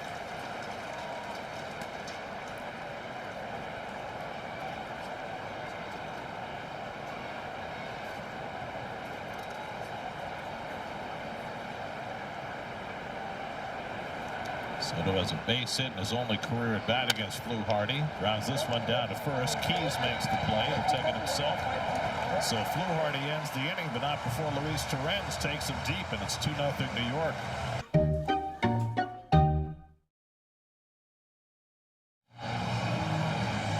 What should the Mets do at the trade deadline? Going to break down the biggest questions, the top targets, and every possible path forward on the latest episode of the Mets Pod. Subscribe and listen wherever you get your podcasts. Brooks Raley is in to pitch for New York. Miles Strong will pinch hit, giving the Jays a right-hand hitter against Raley. Strong started last night, went 0 for 2, drove in a run with a sacrifice fly. Really gets the fastball in for a strike. Yeah, really hasn't pitched in 5 days since he pitched in the extra innings against the Cubs. Took the loss on a PCA RBI double in the 10th in that Thursday game. Just Belated happy birthday wishes to Brooks. He turned 38 years of age yesterday. It's a time of life when a lot of players are feeling their baseball mortality, but not Brooks. He's better than ever. Strikes out Straw on 3 pitches, and that's the first out of the 7th.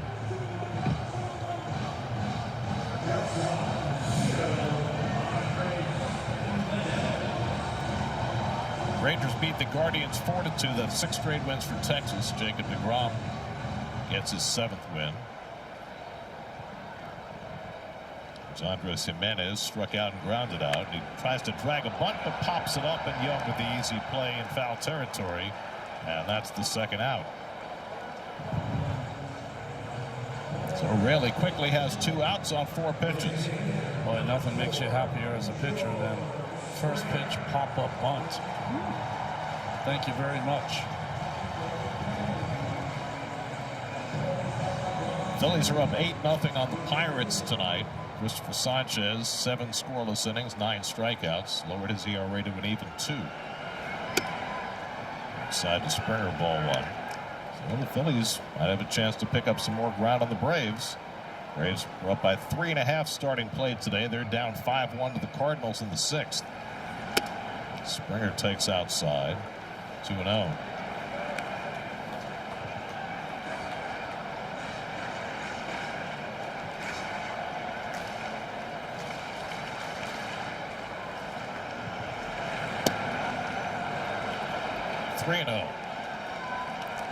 Well, the Phillies were 10.5 behind when Don Mattingly took over. The Braves have hit the skids the last 3 weeks, and all of a sudden, the race is on.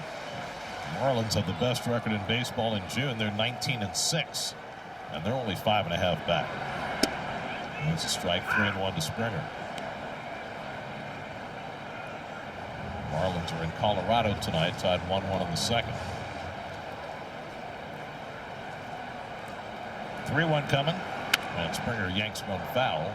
Good cutter there, 3-2. The Marlins trying to win 20 games in a month. They hadn't done that since May of 2012. Incredibly. It was their first year in the new stadium with their new name, and everything went south from there.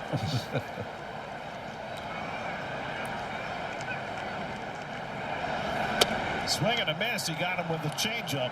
Beautifully done by Raley after falling behind 3-0. He strikes out Springer. Hey, it's Gary and Todd. Mercedes-Benz postgame live on the way. Great to see both catchers go deep in this game. Both guys and their battery mate, Nolan McLean, not bad either, Gary. We're going to take a look. Yes, indeed. We'll see you guys coming up on the postgame show. Gary. All right, Gary. Miles Straw, after pinch hitting, stays in the game in left field. Tommy Nance is on to pitch for the Jays. Tommy Nance's walk-in song was Ain't No Grave by Johnny Cash. Very uplifting. I mean, I don't think that's really a song that gets you pumped up, is it? Good slider to start off Bichette as we start the 8th inning. Nance was in the National League for a while with the Cubs and the Marlins. Now in his 3rd year with Toronto. Bichette 1 for 3 tonight. 2 straight sliders have him in a 0-2 hole. Kevin Gausman went 6, allowed a run on 5 hits. Mason Fluharty pitched an inning, gave up the Torrens home run. Meanwhile, Nolan McLean, 6 scoreless innings for the Mets, his first scoreless outing of the year. And on 3 pitches, Bichette is down. 1 out in the 8th. Tommy Nance is a big fella, throws a sinker, but really wants to get you out by spinning the baseball. Outstanding slider and curve. 6'6", 235 pounds. Woo.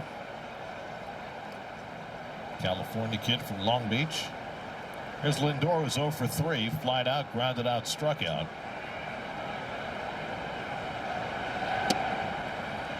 Well, the Mets have a very rested back end of the bullpen.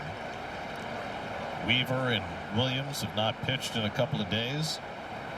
Should be available to try and close this game out. And a challenge there by Kirk on a ball that looked like it was low. Catcher's challenging the ball call.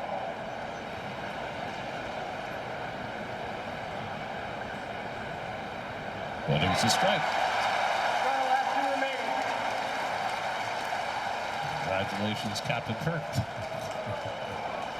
Phasers on stun. Each team has both challenges left. 0-2 to Lindor. Change up away. 1 ball, 2 strikes.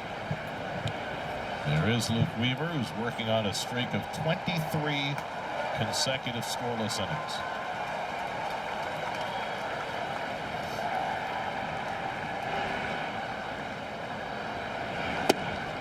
I mean, if he's able to pitch a scoreless outing today, it'll be 2 full months. I know. Incredible. It's bearing down on Jesse Orozco's record for a Mets reliever, 27 2/3. That's in at the knees, and that was funny. Lindor thought about challenging the call, had his hand halfway up, and then thought better of it. 2 out. He wants to get you out with the curveball. There it is.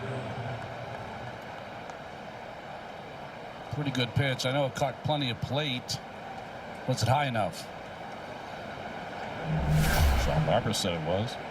2 out. Here's Jared Young, 1 for 3 on the night. Jesse's scoreless streak must have been 1983. Yes, it was. Yeah, he was just unbelievable. The closest to that was Mark Guthrie in 2002. He went 27 scoreless innings. Left-hander, right? Yeah. He was great that season. That's it. They had David Weathers and Mark Guthrie in that bullpen, and they just pitched all the time. Pulled down to first. Keys has handled every play today. He handles this one. And the Mets go 1-2-3 in the top of the 8th. Weaver in with the Mets up 2-0. Appreciation night and the Devin Williams jersey.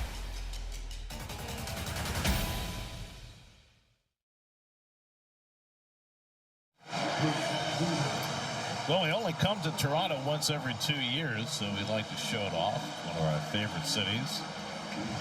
One of the absolute gems in North America. Whoopee cushion? Well, insulin, I think, should come before the whoopee cushion. I know. Just in terms of the import. I mean, it's important in my life. I know that. Or my family's life. Wayne Gretzky didn't make the list. I know. Let's go. Or Esposito. Sault Ste. Marie. Neil Young should have made the list. Yeah, was Neil from Toronto? He's That was from somewhere out west, no? He's a town from North Ontario. That's what he's from. Oh, there is a town in North Ontario, yes. Helpless. Luke Weaver on the mound, 2, 3, and 4 in the Toronto batting order. 2-0 New York in the bottom of the 8th. Nathan Lucas is 0 for 3 and takes first pitch fastball that just missed somewhere for ball 1.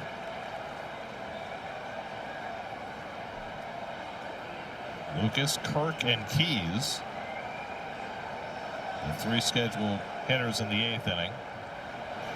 What we don't know is whether Kazuma Okamoto or Vladimir Guerrero Jr. is available to pinch hit. Okamoto was out of the lineup today on his 30th birthday. Guerrero was a late scratch because of some stiffness in his back. 1-1 to Lucas. And that fastball darts the outside corner for a strike. 1-2.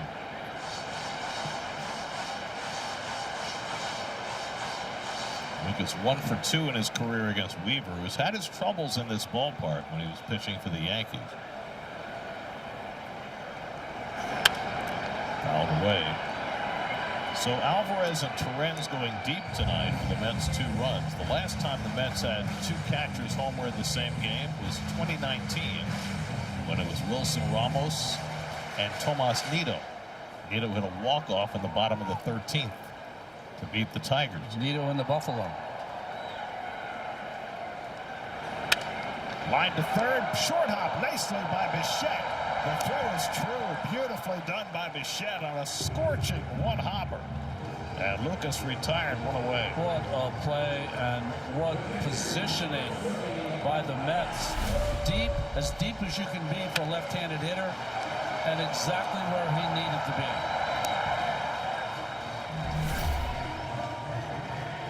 One hard out and nobody on, and now Alejandro Kirk, who's 1 for 3 tonight.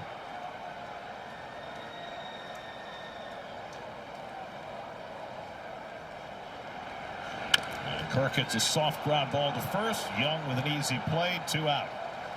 So Weaver's retired the first 2. I was just thinking about Weaver, and he's been so good in this scoreless streak. But you also need a little luck when you have a scoreless streak, and that first ball by Lucas hit right on the nose, but right at. Although it seems recently, more often than not, he's just been striking people out. No, he's been just about as perfect as you can be through this streak. Now the Long Islanders, Sean Keys, 0 for 3 tonight in his second big league start. And he swings and misses at a changeup. He struck out twice against McLean and then lined out to center field in the 6th. 1 for 7 to start his big league career. 21 home runs in the minors this season. He takes that changeup down, a ball and a strike. Nolan McLean, 6 innings, no runs, 5 hits, 2 walks, 7 strikeouts. Brooks Raley, 1-2-3 7th with 2 strikeouts. So Tyler Rogers up in the Toronto bullpen, getting ready for the top of the 9th. Fastball up and away to Keys, 2 balls and a strike. I remember when Weaver was closing a couple of seasons ago in the postseason, I was asking some hitters what makes him so difficult. They said he's so deliberate with his motion. The ball really jumps on you.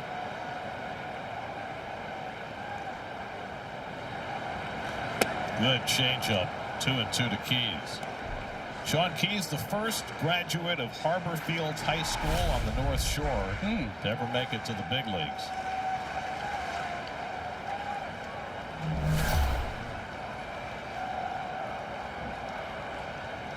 Two coming, and he popped it up on the infield. Bichette coming in toward the mound. And he's got it, side retired. Luke Weaver now with 24 consecutive scoreless innings. 2 months without a run. Meat dealer. 9th inning, 2-0 New York. Tommy Nance will stay in to face the Mets in the 9th after pitching a 1-2-3 8th. A.J. Ewing leads off. He's lined to center and struck out twice. Luke Weaver is just a phenomenon right now. A 2-pitch pitcher who is just at the top of his game. Imagine not giving up a run for 2 months. I mean, it feels like he hasn't thrown a ball down the middle of the plate in 2 months either. Just lives on the corners. And I guess that's what's called being in the zone. He's in the zone right now. Line to center field, and Ewing's got a base hit. His first hit in this series. And it comes leading off in the 9th inning.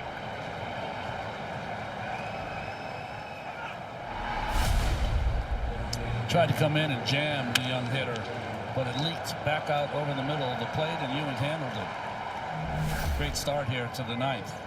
So A.J. over the last 7 games now, 9 hits and 22 at-bats. That's a .409 clip.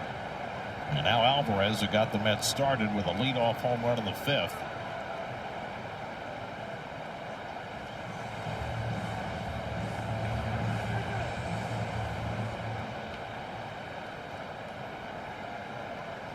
Nance is a guy you can run on. Ball one to Alvarez. He's already given up 8 stolen bases in 30 innings this year. Ewing trying to get a read on him as Alvarez waits on a 1-0. And that ball gets away from Keys, and that'll get Ewing to second. Outstanding. Not even a good pickoff throw. He was just throwing a calling card over there. I thought it was a good throw, and Keys was just trying to get the tag down quickly. Yeah, that's a good enough throw. Got to handle that. They just said E1. That's got to be an E3. Yeah, he's got to handle that. I'm sure they'll change it once they see the replay. In any event, the Mets have a runner in scoring position with nobody out. They have not had a hit with a runner in scoring position in this series. Long strike to Alvarez.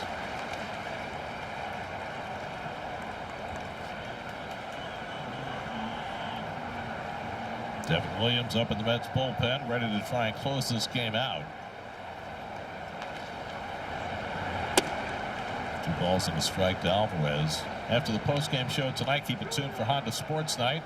We'll have the entire day in baseball and all the basketball news as well. Honda Sports Night tonight and every night on SNY.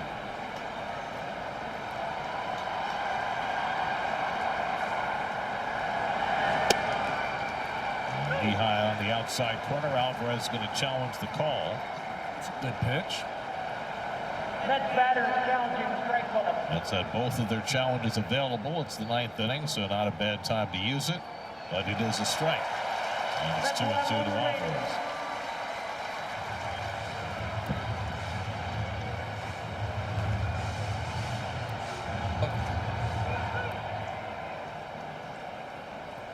Ewing at second with nobody out.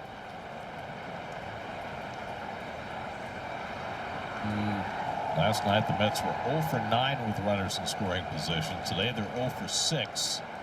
You go back to Sunday when they were 2 for 16. So that's 2 for 30 in their last 3 games. That's grounded toward third. That's a fair ball. Handled by Clement to throw across the diamond. Ewing breaks for third, and he makes it safely. Ewing timed it perfectly on the release by Clement, and he takes third. Aggressive base running by Ewing. That was a great job by Ewing. There was nothing that Clement could do, really. He wasn't off the bag enough for him to take a chance and throw behind him. Watch Ewing, he just kind of stops right in the baseline. Clement gets the out, because you got to get an out, and he proceeds to third base. That was a no-brainer for A.J. That brings the infield in against Brett Beatty. And that skips into Kirk. Throw back to third, and Ewing dives in safely. Good pickup by Kirk to prevent a wild pitch and save a run.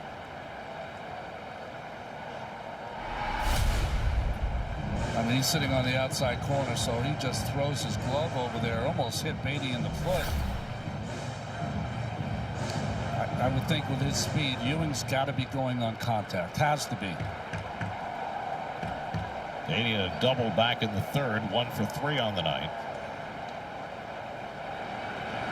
Brett yanks one foul on a slider. 1 ball, 1 strike.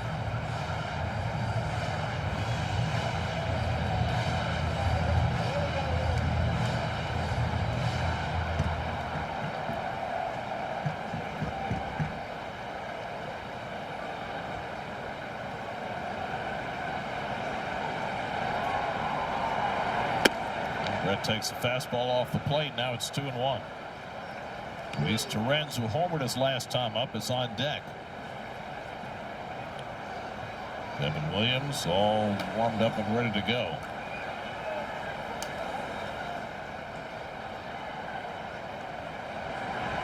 Beatty chops one up the first baseline. It came off his foot, a foul ball.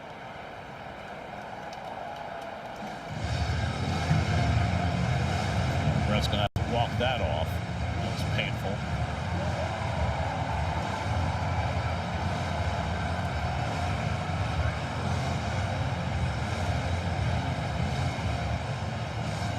It's about the same feeling you have when you go downstairs to get a glass of water in the middle of the night and you hit the coffee table with your foot, with your toe. Or you step on the Lego. Yeah, jumping around for a while.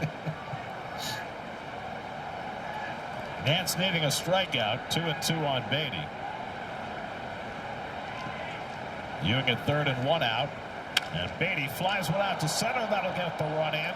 Varsho backpedaling. Ewing tagging. He can walk on in. Sacrifice fly for Brett Beatty. And it's 3-0 New York in the ninth. Boy, what an outstanding at-bat by Brett. A double in this game. And that was even a better at-bat. Really fought. Even after fouling the ball off his foot. Got a hanging curve. And hit a sacrifice fly.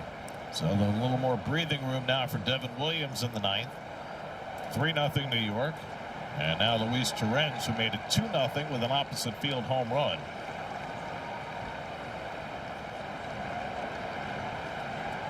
So I was badly mistaken. I said that Torrens couldn't have hit that many opposite field home runs. He gets a lot of opposite field hits, but does he have that much power that way? Well, it turns out 13 now of his 29 home runs have been to right field. Wow. What a crazy number. It's a lot. I mean, we see him shoot the ball to right field all the time for hits. But I wouldn't have thought the number was that stark in terms of his home run power. Second home run this season.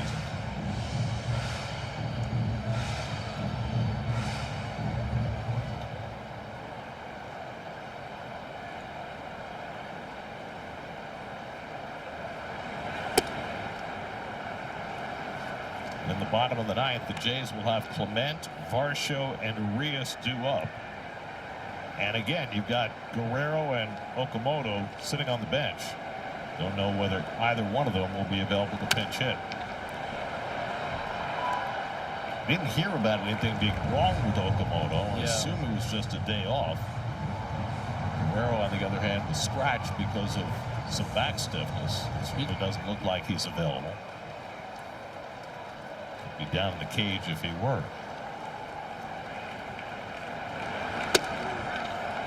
Torrens takes slider just off the plate. It's 3-2. Carson Benj would be next. Nance looking a little spent. It's a warm, humid night in Toronto. It's supposed to be even warmer tomorrow. 3-2 coming. He taps one foul on a slider away.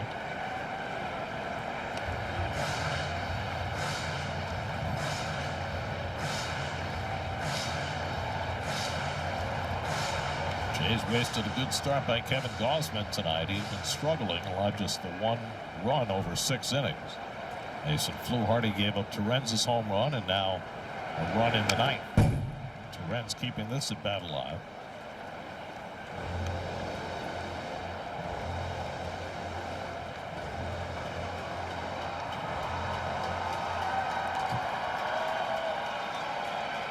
Up to 85,000 hot dogs sold.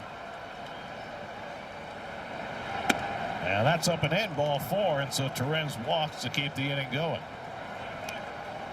We've got a lefty up in the bullpen. Looks like John Schneider's going to go to him to face Carson Benj.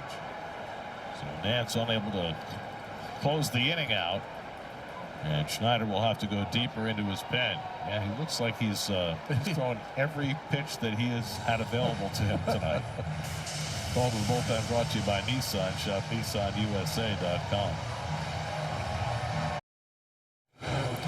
Pitching decisions presented by Sage, the official finance software partner of Major League Baseball. Well, it's a pleasure to watch McLean tonight. He had it working, strike throwing, aggressive, going after the hitters, racked up some strikeouts, but more importantly, kept his pitch count down early in the game so that he could get through 6 innings of shutout ball. Adam Macko will try and get the final out in the top of the 9th and gets breaking ball in for a strike. Macko, the first big leaguer born in Slovakia since Elmer Vallow, who retired in 1961. Grew up in Alberta, so he is a Slovakian Canadian. And he's quickly ahead on Benjo in 2. He's been called up to the Blue Jays 3 different times now, has not given up a run in 8 appearances here at the Rogers Center.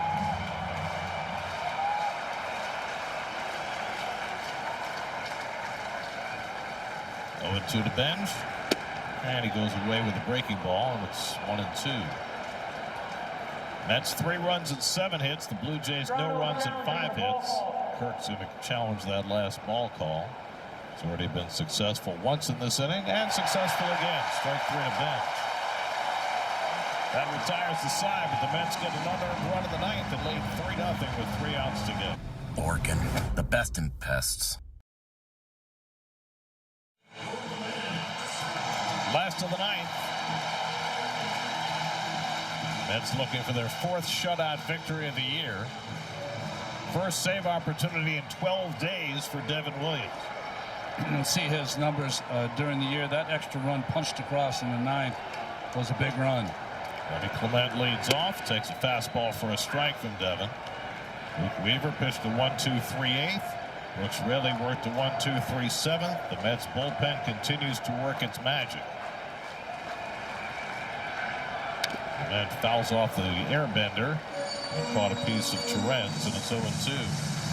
The Jays have been shut out only 3 times this year. 2 struggling teams. The Mets have lost 9 of their last 10. Blue Jays have lost 6 of their last 7. And Williams trying to make this a stress-free 9th inning. 0-2 coming to Clement. And it's pulled on the ground. Bichette with the backhand play. The bouncing throw on 2 hops in time. Bichette has put on a show at third base tonight. A beautiful play. Backhanding going into foul ground and throwing it perfectly on 2 hops to Young for the first out. You know, it's so interesting. When you first saw him in spring training learning the position, he was always stopping and trying to make that long throw in the air. He has changed. He's now afraid to bounce it over there now, and I don't know why they're taking a look at They're this. challenging it, but this clearly appeared to be an out. I mean, that's not even really close. I'm thinking that the only way they maybe thought that Young came off the bag, I don't believe he did, and beat him by A good full step. Bill Miller and Todd Tishner are the crew chiefs in the replay center, and that is not even close. They just did the freeze on the center field scoreboard, and I'm not sure why they chose to challenge, but they did. You guys in Chelsea, you don't have to do it. I'll take care of it. It's an out. Watch them overturn it, just to spite us.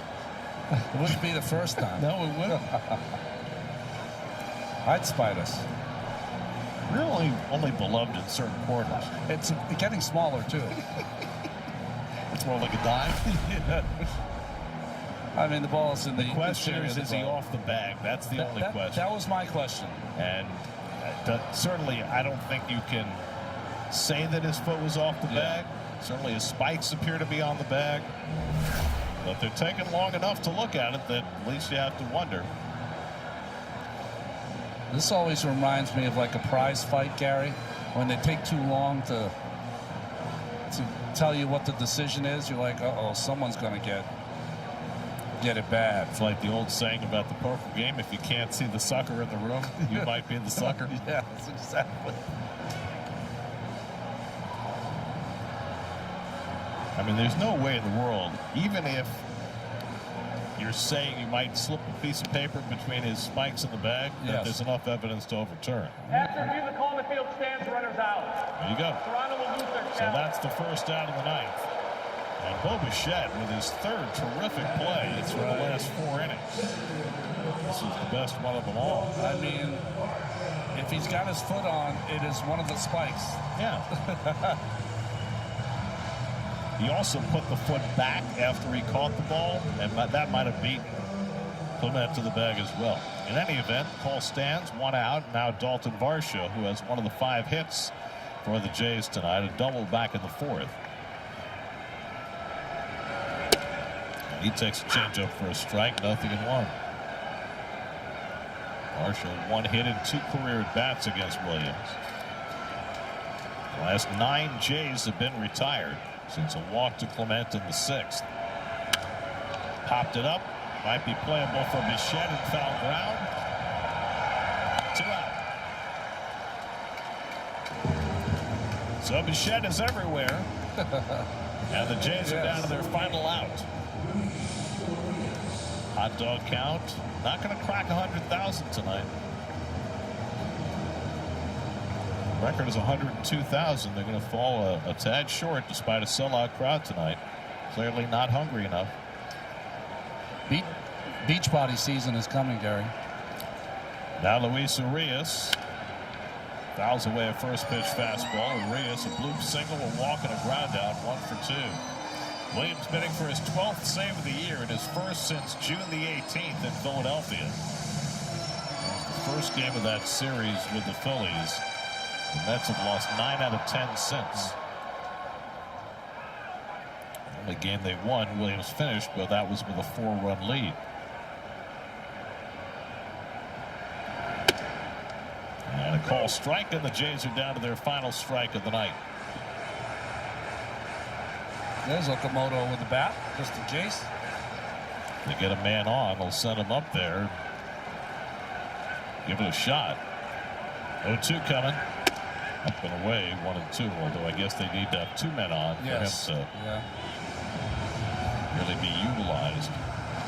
That's what made that unearned run the Mets got in the top of the inning so big. 1-2 coming to Urias. Pulled on the ground, foul. Nolan McLean in line for his 5th win of the year. 6 scoreless innings, lowered his ERA to 3.78. Relly and Weaver a scoreless inning apiece. For Weaver, 24 consecutive scoreless innings. That's now 3rd on the Mets all-time list for a relief pitcher, behind Jesse Orosco and Mark Guthrie. Again, the 1-2. And he just got a piece of that changeup to stay in the at-bat.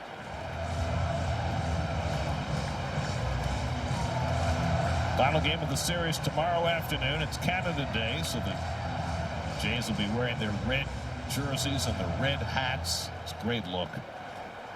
Big event here. 3:07 first pitch tomorrow. Freddie Peralta going for the Mets. Again, the 1-2 from Williams. Old foul. So Rios keeps racing them away. Miles Straw is the on-deck batter.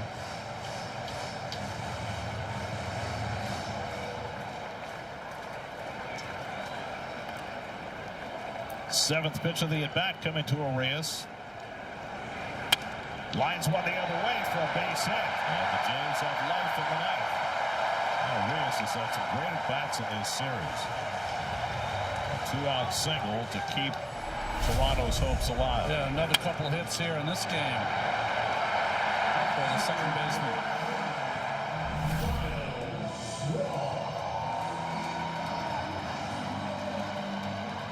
Well, Miles Straw is at the plate. Kazuma Okamoto has come out on deck. If Straw gets on, Okamoto would come up as the tying run on his 30th birthday. Arias takes off for second. Mets let him go on defensive indifference.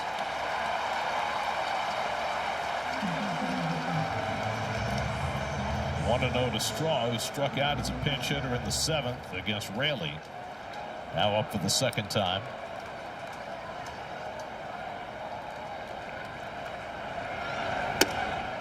Williams now behind on Straw at 2-0. Have to go after Straw. Okamoto has been the Jays' best power threat. You do not want to face him as the tying run. 19 home runs this year. There's a strike to Straw. 2-1. Sometimes it seems like you can throw the changeup for a strike better than the fastball.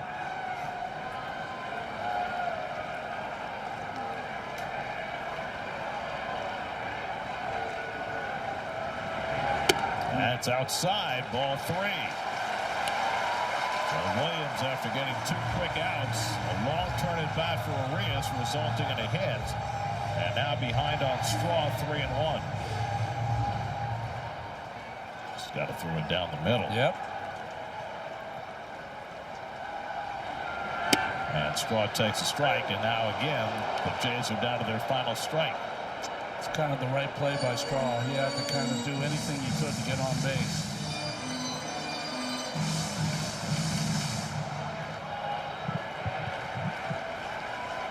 Three and 2 to Miles Straw. Grounded to third. Bichette appropriately gets the last chance, and the ball game is over. Bo Bichette putting on a defensive clinic in the last 4 innings of this game, and the Mets have their 4th shutout victory of the season. They win for just the 2nd time in the last 11 games, as Nolan McLean goes 6 scoreless for the win, and both Met catchers homer as the Mets win at 3-0. Yeah, in that order. McLean with 6 shutouts. Weaver 24 now scoreless innings. The 2 catchers with the home runs. That's the story of tonight's game. Mets even up the series at a game apiece. The Jays have now lost 7 of their last 8, all at home.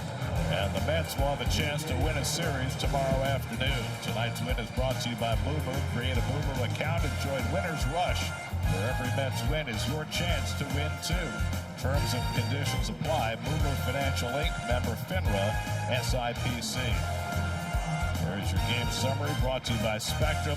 First scoreless outing of the year for McLean, who lowers his ERA to 3.78. And the bullpen was solid, 3 scoreless innings to secure the 4th shutout for the Mets this season. The Amazing Mets Foundation is proud to contribute $2,500 to Northwell Health and the Cast Institute for Women's Health for every Mets win. For more information, visit northwell.edu/cats. The total contribution so far this season is $90,000. New York Mets baseball on SNY is brought to you by Ford, the official truck of the Mets. Test drive their amazing lineup at your local Ford stores. By State Farm, like a good neighbor, State Farm is there. By Bet365, where winning is everything. And by Hyundai. Hyundai gives you America's best warranty in every new vehicle. Visit Hyundai.com for more information. Final score tonight, the Mets 3, the Blue Jays nothing. Rubber game of the series tomorrow afternoon on Canada Day. Coverage begins at 2:30, first pitch at 3:07. With Freddie Peralta on the mound for the Mets right here on SNY. Now for Ron Darling, Steve Gelbs, and our entire SNY crew, I'm Gary Cohen in Toronto. After this break, it's Mercedes-Benz Post-Game Live with Gary Apple and Todd Zeal. The GP